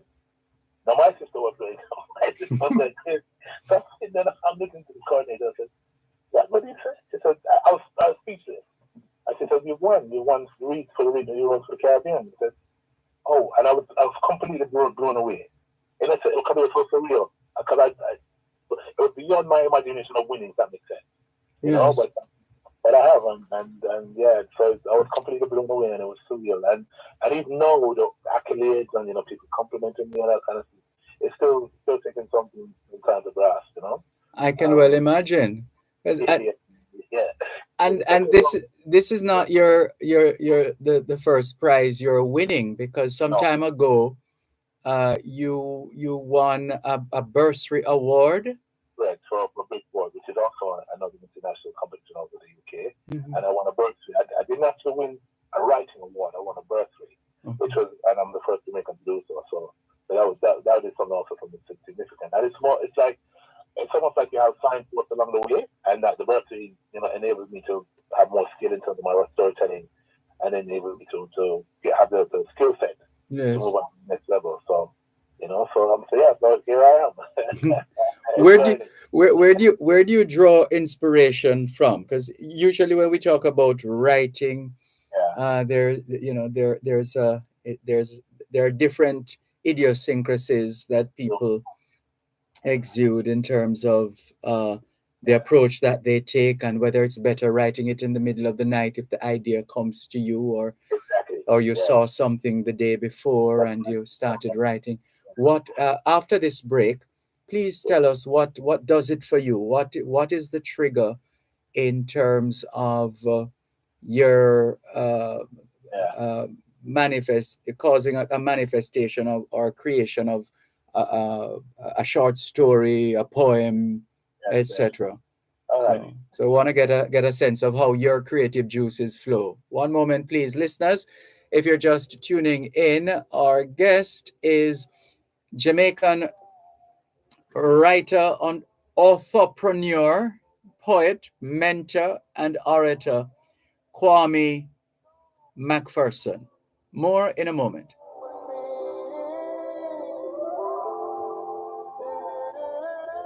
You're listening to Power 106 FM. The time is now 4:15. Come to the Ministry of Agriculture and Fisheries Playfield and Hope Gardens on Saturday, May 27 for AgriFest 2023. There'll be agricultural displays, farmers market, an exciting cook-off, great culinary delights, and entertainment all day. If you can't be there, tune into Power 106 FM for a live broadcast from the event. This broadcast is brought to you by the Scientific Research Council, Kingston and St. Andrew Association of Brand Societies of the Jamaica Agricultural Society, Agro Investment Corporation, Jamaica Agricultural Commodities Regulatory Authority, JACRA, National Irrigation Commission, and Caribbean Chemicals Jamaica Limited. That's a live broadcast of AgriFest 2023 at the Ministry of Agriculture and Fisheries, Playfield and Hope Gardens, Saturday, May 27th, only on Power 106 FM. The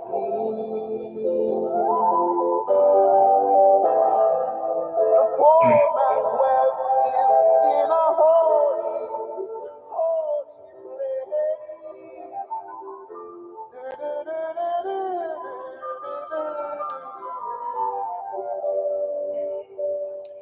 Que hora es en español? Son las 4:16. Quelle heure est-il en français?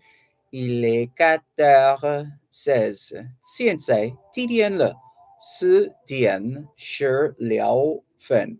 16 minutes past 4 o'clock in the afternoon here at Broadcast House, 32 Lyndhurst Road, Kingston 5, St. Andrew, Jamaica. Have you done your homework yet? If not, yes, young people, we know it's a Friday, but you know what we always say? Have some fun doing the homework now so you can have some more fun over the weekend. How about that? And those of you still sitting CSEC and CAPE exams, we hope you get the results that you work for. Nothing more, nothing less. And as we always say, young people, socialization makes you educable. Education makes you trainable. Training makes you employable.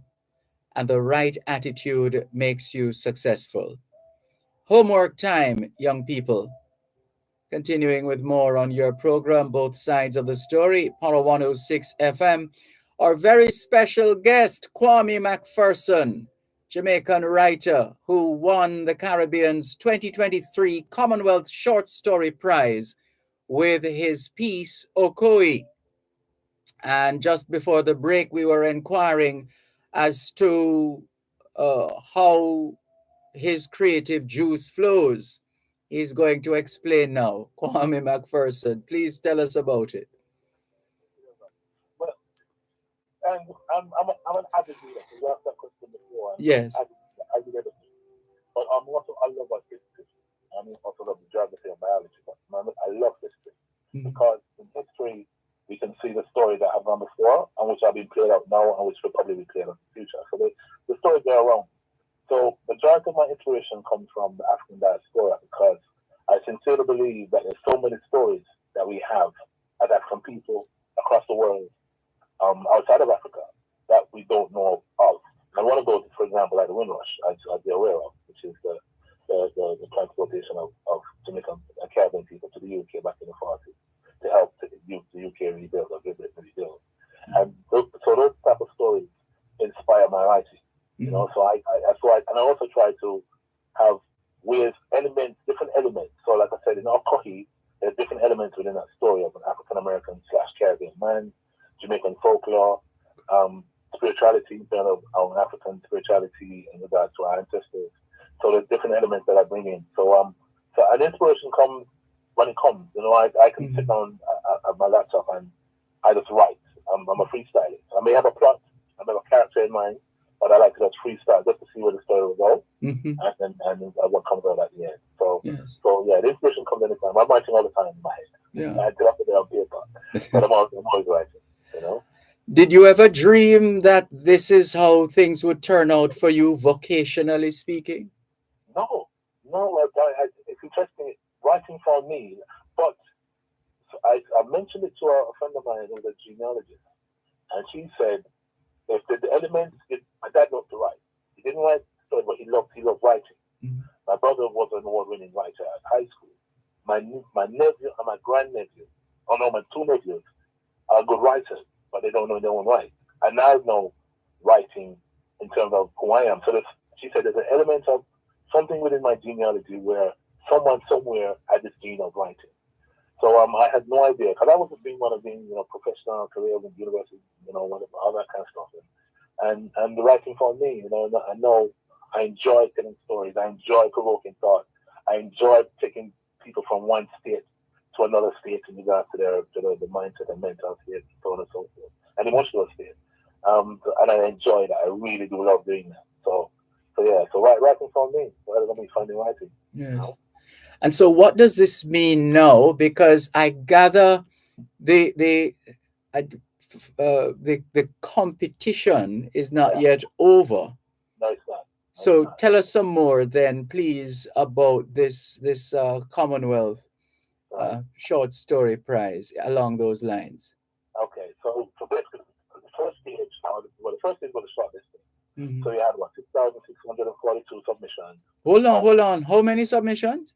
6,642. Right across 6,642. Whoa. Yeah, of which 20 were shortlisted. From that 28, 5 were from the Caribbean. I thought from the 5 from the Caribbean, 2 were Jamaican. Them from the Portland, who the poet, and myself. So that's how competitive it was. So the next stage is there's 5 regions, Pacific, European, and Africa, Asia. So you have 5 the Commonwealth regions, Caribbean also. And then what happens now is that we now compete against each other. So the judges will now look at the stories of those who have been shortlisted from those regions, 5 of us. And on June the 27th, we'll know who the international winner is. Okay. So what do you do in the meantime? You just in the meantime, I'm doing like what I'm doing now is like come to Calabash and support and share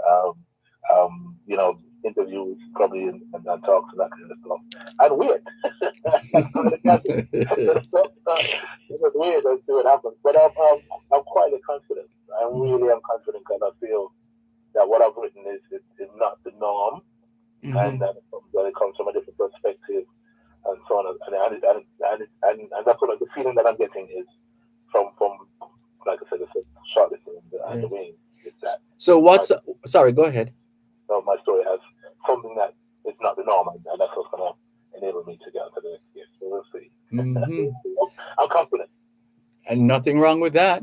Yeah, I'm confident. I'm very confident. Yeah. So that's the next year. And so, yeah. So what's up for grabs then? I mean, the international accolade. So you basically become, the international winner of combination story prize. I won't go through that. What I mean, compliments and a lot of functions and talks and opportunities in regards to writing opportunities, collaboration and partnerships with organizations, and obviously remuneration because one does get remunerated, and exposure. For work that I've done before and work that has come. So it enables me to, and also to have that international exposure, which the Caribbean one does, but obviously being international is international, right? So that's what it enables. So yeah. So can we refer to you as a prolific writer? Yes, you can. Yes, you can. Yeah. You have my permission. Yes, you Yes, because your body of work,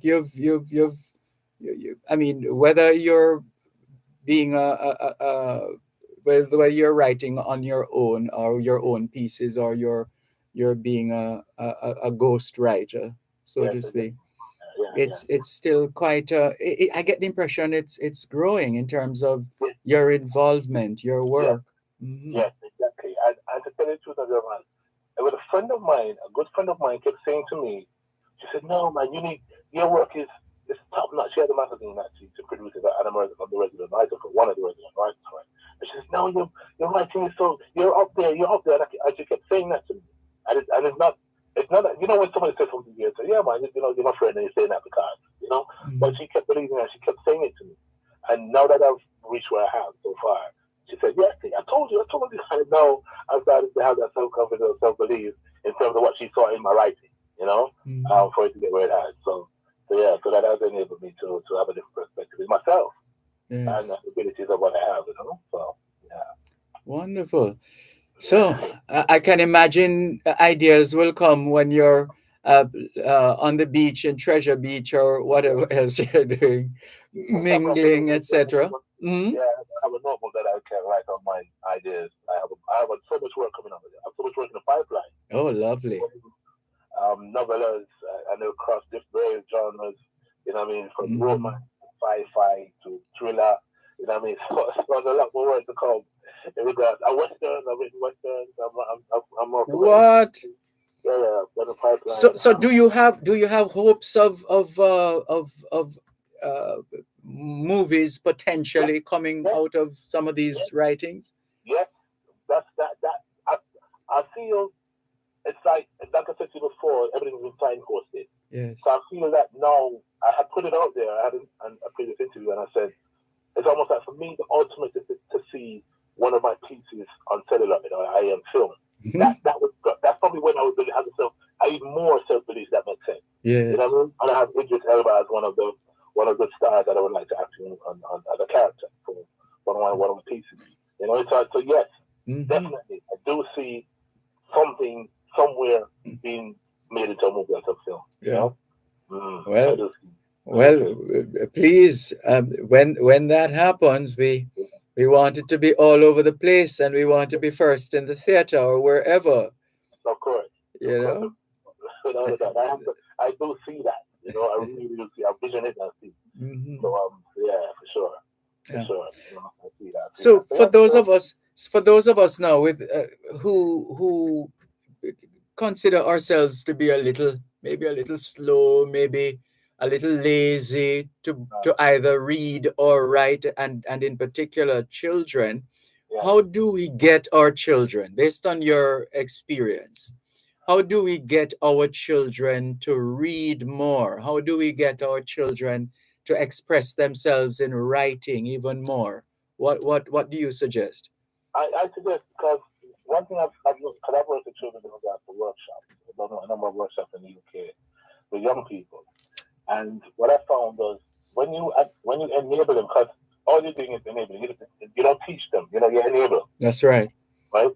So you find something that they're interested in doing, something they're interested in writing about, especially those who, because yes, for many children writing is a chore nowadays. So you have to find something that they're interested in. So I have a nephew. Young is 13 now, and it was a chore to get him to write. But what he was interested in, or what he is interested in, is anime. He loves anime. Ah. So he loves anime. So based on that, I always challenge him to say, write your own anime cartoon. And he would do it, and he'd draw it and stuff like that. And so there's something in him that he loves doing in that sense.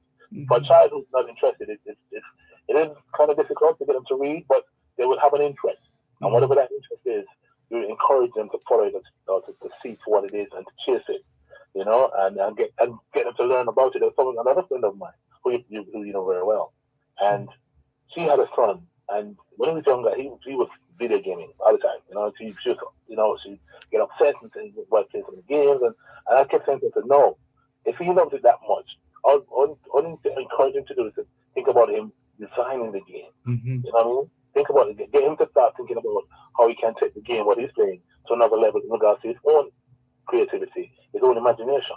And in the end, he ended up going to university to study video designing or videograph, game design and that kind of stuff. Wow. You know, so there are elements that you can encourage a child, especially if they're interested. Like I said, it can be difficult, but there's something that they would be interested in, whatever that is. And then we try to encourage them to follow it through and get them to read around the subject matter.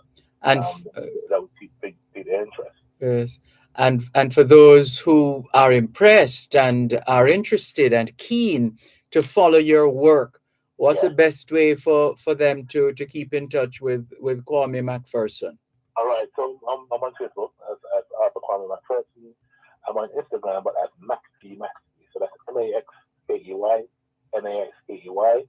I'm also on LinkedIn, and again, it's Kwame McPherson. But they cannot go to Amazon, where Google my name, Kwame McPherson, and they'll see all the pieces that I've done. And they can contact me via those social media platforms pretty easily, you know. But yeah, it's wonderful, and I hope that people do take on board and be inspired, you know. Because I'm just here as a storyteller to share our stories and to, like I said, empower people, you know, empower people. All right, hold it there. We're going to wrap just now, but I just wanted to ask you if you could share with us a couple of titles, you know, that we could look out for if we don't have them already in our collection. Yeah. One moment, please. One moment.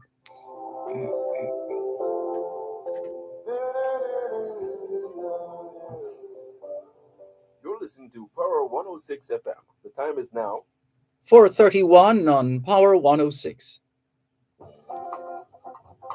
Dr. Jackie Campbell is on call this and every Wednesday evening at 8 with Powering Your Health. Powering Your Health is Power 106 FM's flagship program dedicated to health and wellness. Your one-stop place to power a healthy lifestyle. How can we help you to power your health? You can reach the show anytime by calling 876-922-411225 or by sending a text or WhatsApp message to 876-279-8598. Brought to you by Benson Pharmacy and Wellington Dental. That's Powering Your Health. Powerful health and wellness discussion and interaction. This and every Wednesday at 8 p.m. Only on Power 106 FM.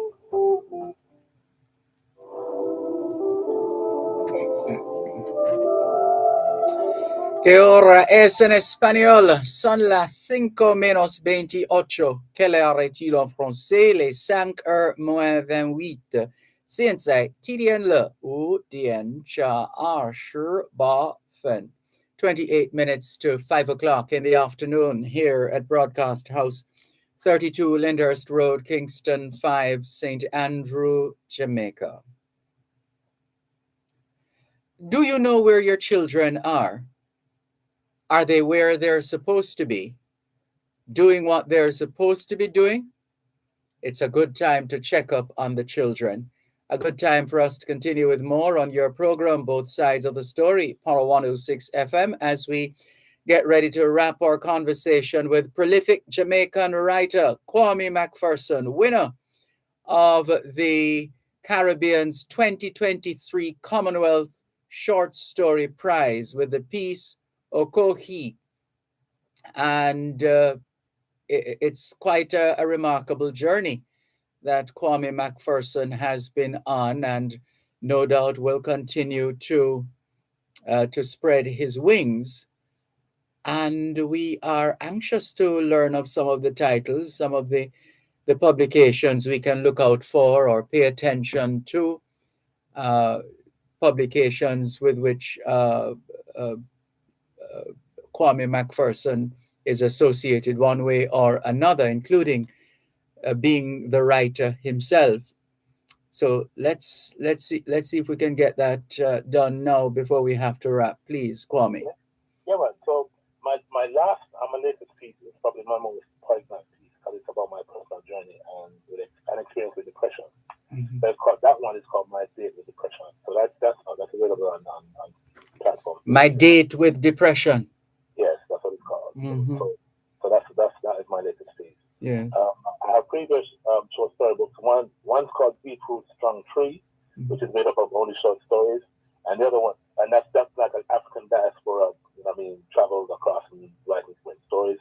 And the other one is Young Advice. That's strictly Jamaican focused stories in there. So those are the two other short story books that I have. I have poetry book, Our Eternal Legacy, which is my very first book about another poems in there, which are about life observations, you know, love, violence, abuse, you know what I mean, positive, negative, a lot. So, but each poem in there has a message. Mm-hmm. My next book is called To Our Fallen, and that was a book, a poetry book that was dedicated to young people who have died through youth violence, especially in the UK. And my last poetry book is called The Love Poems, and that's strictly about love. So those are the poetry books. And like I said, there's more that I've done, non-fiction books, anthologies. One that sticks out in my mind that I had been a part of was a 2010 book called The Lion Jewel, which was for which was a fundraising book for the Haiti earthquake at the time. So there's many pieces of work that I have out there that I've done and I'm contributing to, but those are the ones that I like. Yes. Those are dear to my heart, really. So, but my latest work, like I said, My Day with Depression, which I'm going to be speaking a lot more of and about over the years. All right. Well, we want to congratulate you on the tremendous work you've been doing, and thank you so much for continuing to fly the Jamaican flag.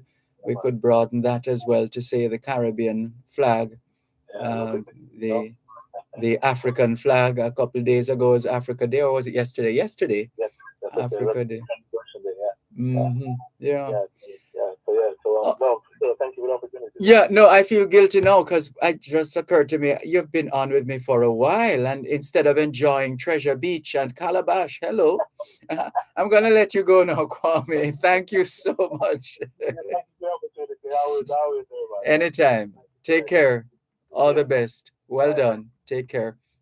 That's prolific Jamaican writer Kwame McPherson, who won the Caribbean section of the 2023 Commonwealth Short Story Prize with his piece Okohi, which is the story of, it's about African American history and Caribbean folklore woven together. And that was a pleasure. We need to encourage more writing, more reading. Those areas are important. And speaking of writing and reading, I didn't realize that the caller who broached the subject of Mr. Siaga's birthday would have caused so much, let's say, it has set so many tongues wagging. And that's the only expression I can draw for right now, because I didn't realize so many people were into all of that. Let me see. So, for example, let's go through some of these messages. Peter Barkley confirmed that he is out of Miami, Florida, as opposed to Bermuda, where I had placed him. Jennifer Stewart says, good afternoon, Sir Dervan. Good afternoon, Jennifer Stewart. Anthony Davis says, hey, Mr. Malcolm, did you know that being a homosexual is not illegal in Jamaica? You didn't know that? It has never been. It has never been. It's not. It's the act of buggery that has been cited as being illegal. The act of buggery, and not only involving males but also females. Faye Weller says, pleasant good afternoon, Mr. Dervan and faithful listeners. Good afternoon, Faye Weller. Paul Miles says, good day, Dervan and all listeners. Good day to you, Paul Miles of the eponymous Paul Miles Foundation. Donna Bell says, now I know, giving problem long time. And David Allen says, Sunday is not only Siaga birthday. Sunday is also Faye Ellington and Omar Davies' birthday. Well, we did mention Faye Ellington, if you were listening earlier on, David Allen. And well, I didn't remember that Omar Davies was born on the same day, on the same date.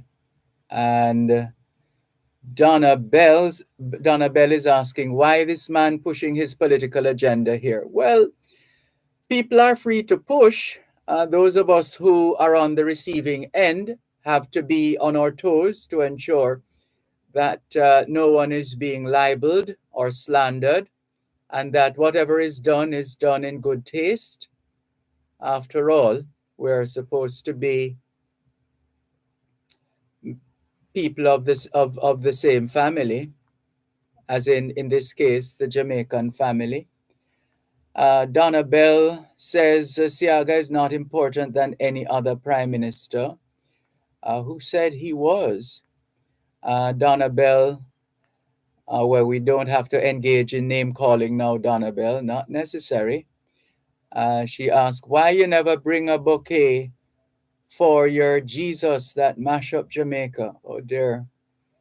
And we can't read everything that Donna Bell has written here, but she seems to. What's the song? I've got a chip on my shoulder with your name on it. Anyway, uh, something like that. Let's see. Uh, the name calling Donna Bell. I don't know. I don't know if that is necessary. Velta Wilson says, good afternoon, Mr. Malcolm and listeners. Good afternoon, Velta Wilson. Norman Hines says, blessed afternoon, Sir Dervan, Malcolm and listeners. To you too, Norman Hines. Also on board, Inez Iona Campbell. What is she saying now? She says, happy Friday, everyone. Happy Friday, Inez Iona Campbell. Natalie Winter says, great afternoon, all. Dervan, wonderful show. Keep up the good work. Big up to all celebrating birthdays, anniversaries, and other special occasions today. Best wishes to you all. And Sharon Wiles, Dr. Sharon Wiles says, greetings, Sir Dervan, Malcolm, and all your listeners. To you too, Dr. Sharon Wiles. She says, keep up the awesome work. We all love you. It's very kind of you to say, Dr. Wiles. Violet White says, good afternoon, Dervan and listening audience. Good afternoon, Violet White. Always good to have you join us here on your program, Both Sides of the Story, Power 106 FM. Pleasure to have you on board. Thank you very much, and all the very best. Let's hop over to YouTube and see what's happening over there. Asher Ash says, good afternoon, Mr. Dervan. Just tuning in from London, England. Have a nice day. Same to you, Asher Ash. Cherry Henry says, good afternoon, Mr. Dervan and listeners. Have a blessed weekend. Thank you, Cherry Henry. Karine Campbell says, good day, Mr. Malcolm, viewers and listeners. Thank God for life. Have a wonderful weekend, everyone. Same to you, Karine Campbell. Morgan Baylor says he's at archive level now, vintage. Marl Fear says, good day, Dervan. The horse, cow, donkey, and many others don't live off or kill another to survive. Karen Rowe says, good afternoon, Sir Malcolm and listeners. Have yourselves a blessed and wonderful weekend. It's a beautiful day here in Milwaukee, Wisconsin, gardening whilst tuning into your program. Thank you, Karen Rowe, and good for you. Gardening can be quite therapeutic. Millicent Morris says, blessed love, have a wonderful weekend. Thank you, Millicent Morris, and all the very best.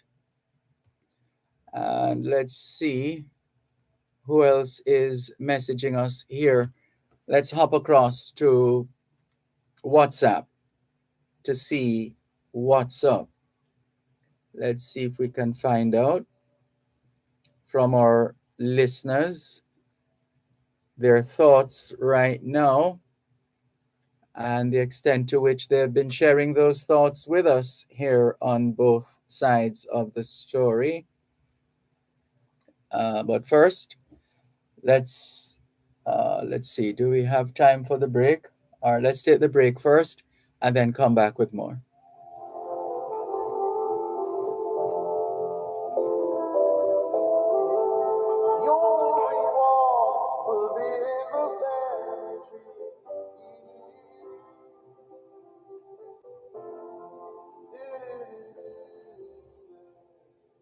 listening to Power 106 FM. The time is now 4:45. Turn it up, turn it up, turn it up, turn it up, turn it up. Bingo! RGR Gleaner Netballers, big money bingo! Thousands of dollars to be won from TTJ Motors, Globe, Scope, Travel Vacations, and Bright Diamond Funeral Services and Supplies. Look your prizes turn up from Chassis Ramson, Tramp Organic Wine, Rock World Appliances and Phone, Routed by Mel Salon, Unit Autotech Jamaica, Carib Equipment Maintenance and Supplies Limited, Chemical Choices, Quick Gas. It's Friday, May 26th at RGR Gleaner North Street. Yes, May 26th, North Street at 7 p.m. Enough vibes and surprises at Big Money Bingo. Turn it up, turn it up, turn it up, turn it up, turn it up.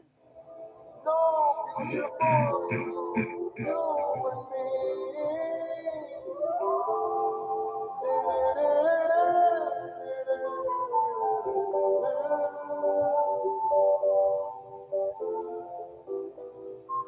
The lips of the righteous, the teachers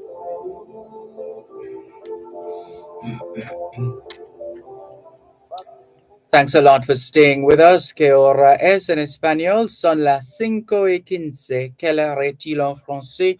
Il est 5 heures moins le quart. 现在几点了？5点加15分. Make that 14 24 minutes, 14 minutes, I beg your pardon. 14, no. It's 现在几点了？5点加14分. 14 minutes to 5 o'clock in the afternoon here at Broadcast House 32 Lyndhurst Road, Kingston 5, St. Andrew, Jamaica. Good afternoon to all working Jamaicans tuned into both sides of the story here on Power 106 FM.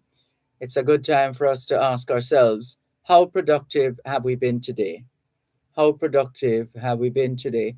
Claudia Brown says, good night, everyone from London. Good night, Claudia Brown from London. How are you? Good to have you on board. Thank you very much. All the very best. Guess who is hitting us up right now? Miss June in Norway. Good evening, Miss June in Norway. Good to have you on board both sides of the story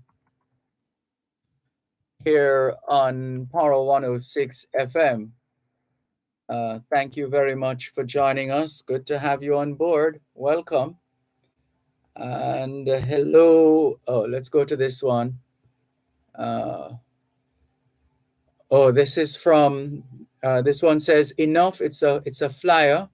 It's connected to, is it connected? I think it's connected to the UIC. What's the name of that political organization again? Let's see. And they have music to go along with it. So that's the UIC political party here in Jamaica. And let's see what they're saying here. They say, enough is enough. We the people rise up rally. Saturday, June 10, 2023, 4 p.m. Jamaica time, Mandela Park. And there's a WhatsApp number, 876-471-6598 for more details. We the people demand good governance now. No politician pay raise before fixed election dates. Politician job description, performance-based pay, workers' pay, resolutions, etc. Cancel NIDS and CBDC. NIDS, National Identification System, CBDC, I think that's digital currency. Hashtag share, hashtag UIC Jamaica, hashtag rollback salaries, hashtag nah ease up, hashtag stop corruption, hashtag stand up for youth for your rights, hashtag non-partisan movement, hashtag unjust pay hike, hashtag support the movement, hashtag all civil groups, hashtag all are welcome, hashtag one Jamaica, hashtag stronger together. Thank you for sharing. Let's see who else is messaging us. Good afternoon, Mr. Dervan. Please big up my mother, Miss McFarlane, in Dunsville. She listens to you every day. She missed you yesterday. She said she doesn't like listening the radio when you're not there because you make her afternoon. That's very kind of your mom to say, Miss McFarlane. That's very kind. We're humbled and honored by your comments. Blessings to you and your family. Thank you. All the very best. Thank you very much. Keep those comments coming in here on your program, Both Sides of the Story. Power 106 FM, still streaming live on the Gleaners website, go-jamaica.com, live on your smart devices all over the world. And let's see who else is messaging us. Let's go up to, who is this now? This person says, wow, this person has a lot to say. Where do we start? Sir Malcolm, all I'm telling you is to take away yourself whenever you see a taxi coming. These guys will damage and even kill you if you put up any resistance. The taxi, yellow buses, and minibus all work together on the road and give each other space in the lanes. Only the regular road users seldom give way. Don't bother with any bad man or resistance against these drivers. And that's one thread. Here's another. There is no truth about Mr. Siaga wasn't in the music business. There wouldn't be a recording industry. What rubbish and nonsense from the caller. Get Herbie Jerry Small or any other musicologist to give a history of Jamaican music. Well, we did deal with that anyway, didn't we? By saying we didn't know about that, as in we don't know about that. Anyway, it is a fact that Siaga was in the music line. Well, we did say that. He made his contribution. And P.J. Patterson was the manager of the, is it Satellites or Scatterlights? I thought it was Satellites. Or I thought it was Scatterlights, Scatalites.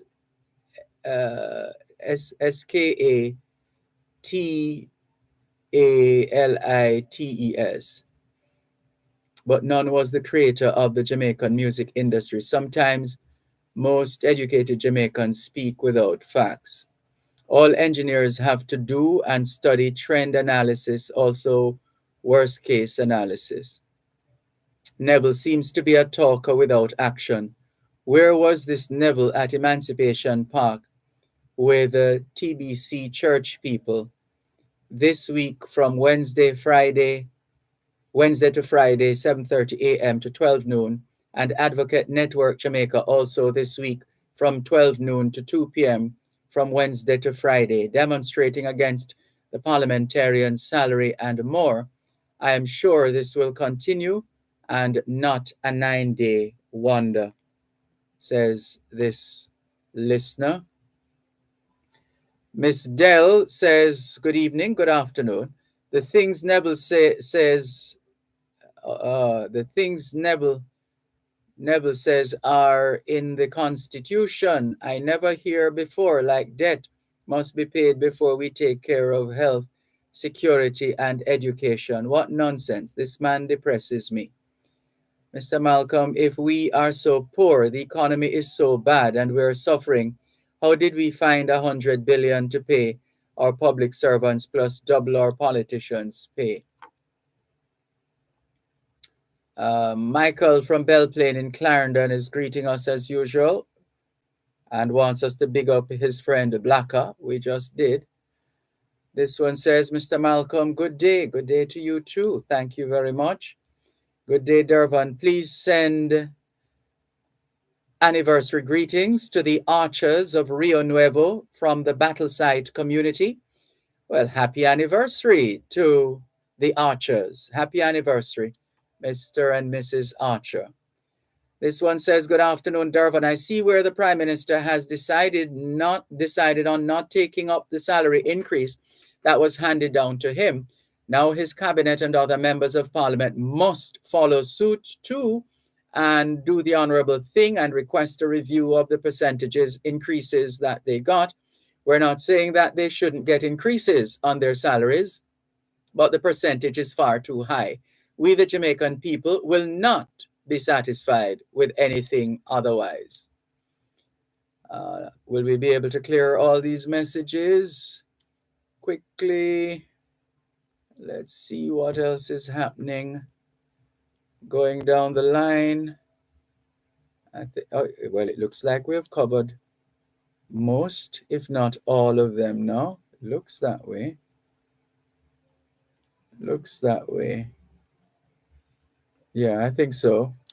But we're still clearing because messages remain. Messages remain. So we're still, okay, this is who? This is Arlene. Arlene says, good evening, good afternoon, Arlene. She says, good evening, Dervan. Jamaica needs Senator Damian Crawford to transform Jamaica. Education is the first in anything you do, and Damian knows that, writes Arlene Clark. Thanks for your message, Arlene Clark. Good afternoon to Beresford. And this one, okay, our very good friend. Since data have shared on both sides, UNESCO's new digital world map. We haven't had the opportunity to read up on that yet. We'll do our best. Martha Corbett Baugh. And let's go down the line. Neil Curtis, good afternoon to you. And I think we have, we're now into yesterday's messages. So we are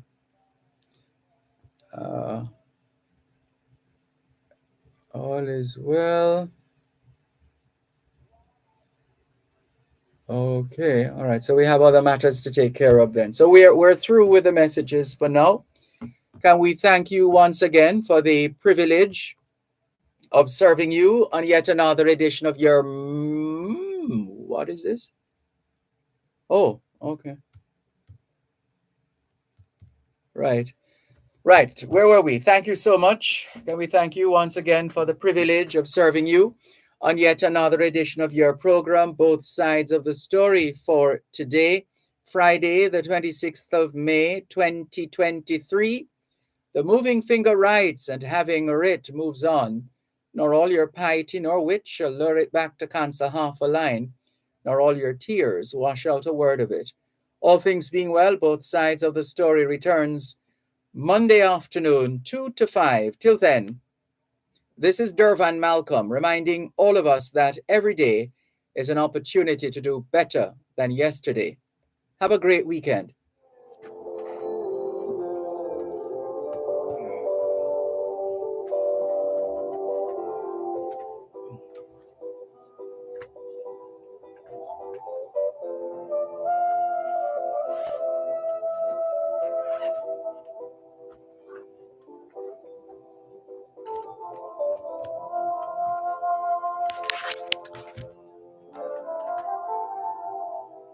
We got to build a better nation.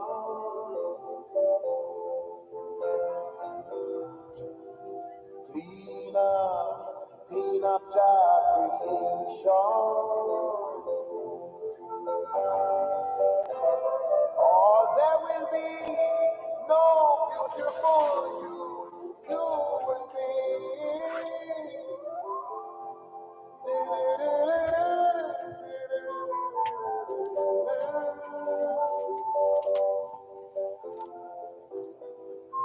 The lips of the righteous teach us many, but fools die for want of wisdom. The rich man's wealth is in the city.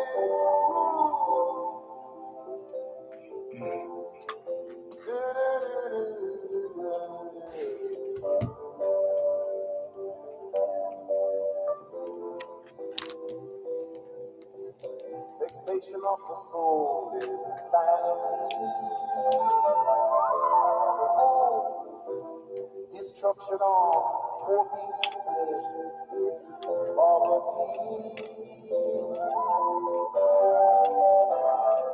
The poor man's wealth is in a holy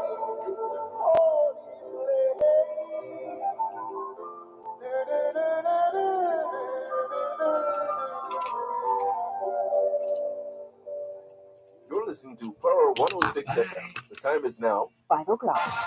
News, comprehensive, powerful, and credible. Power 106 FM.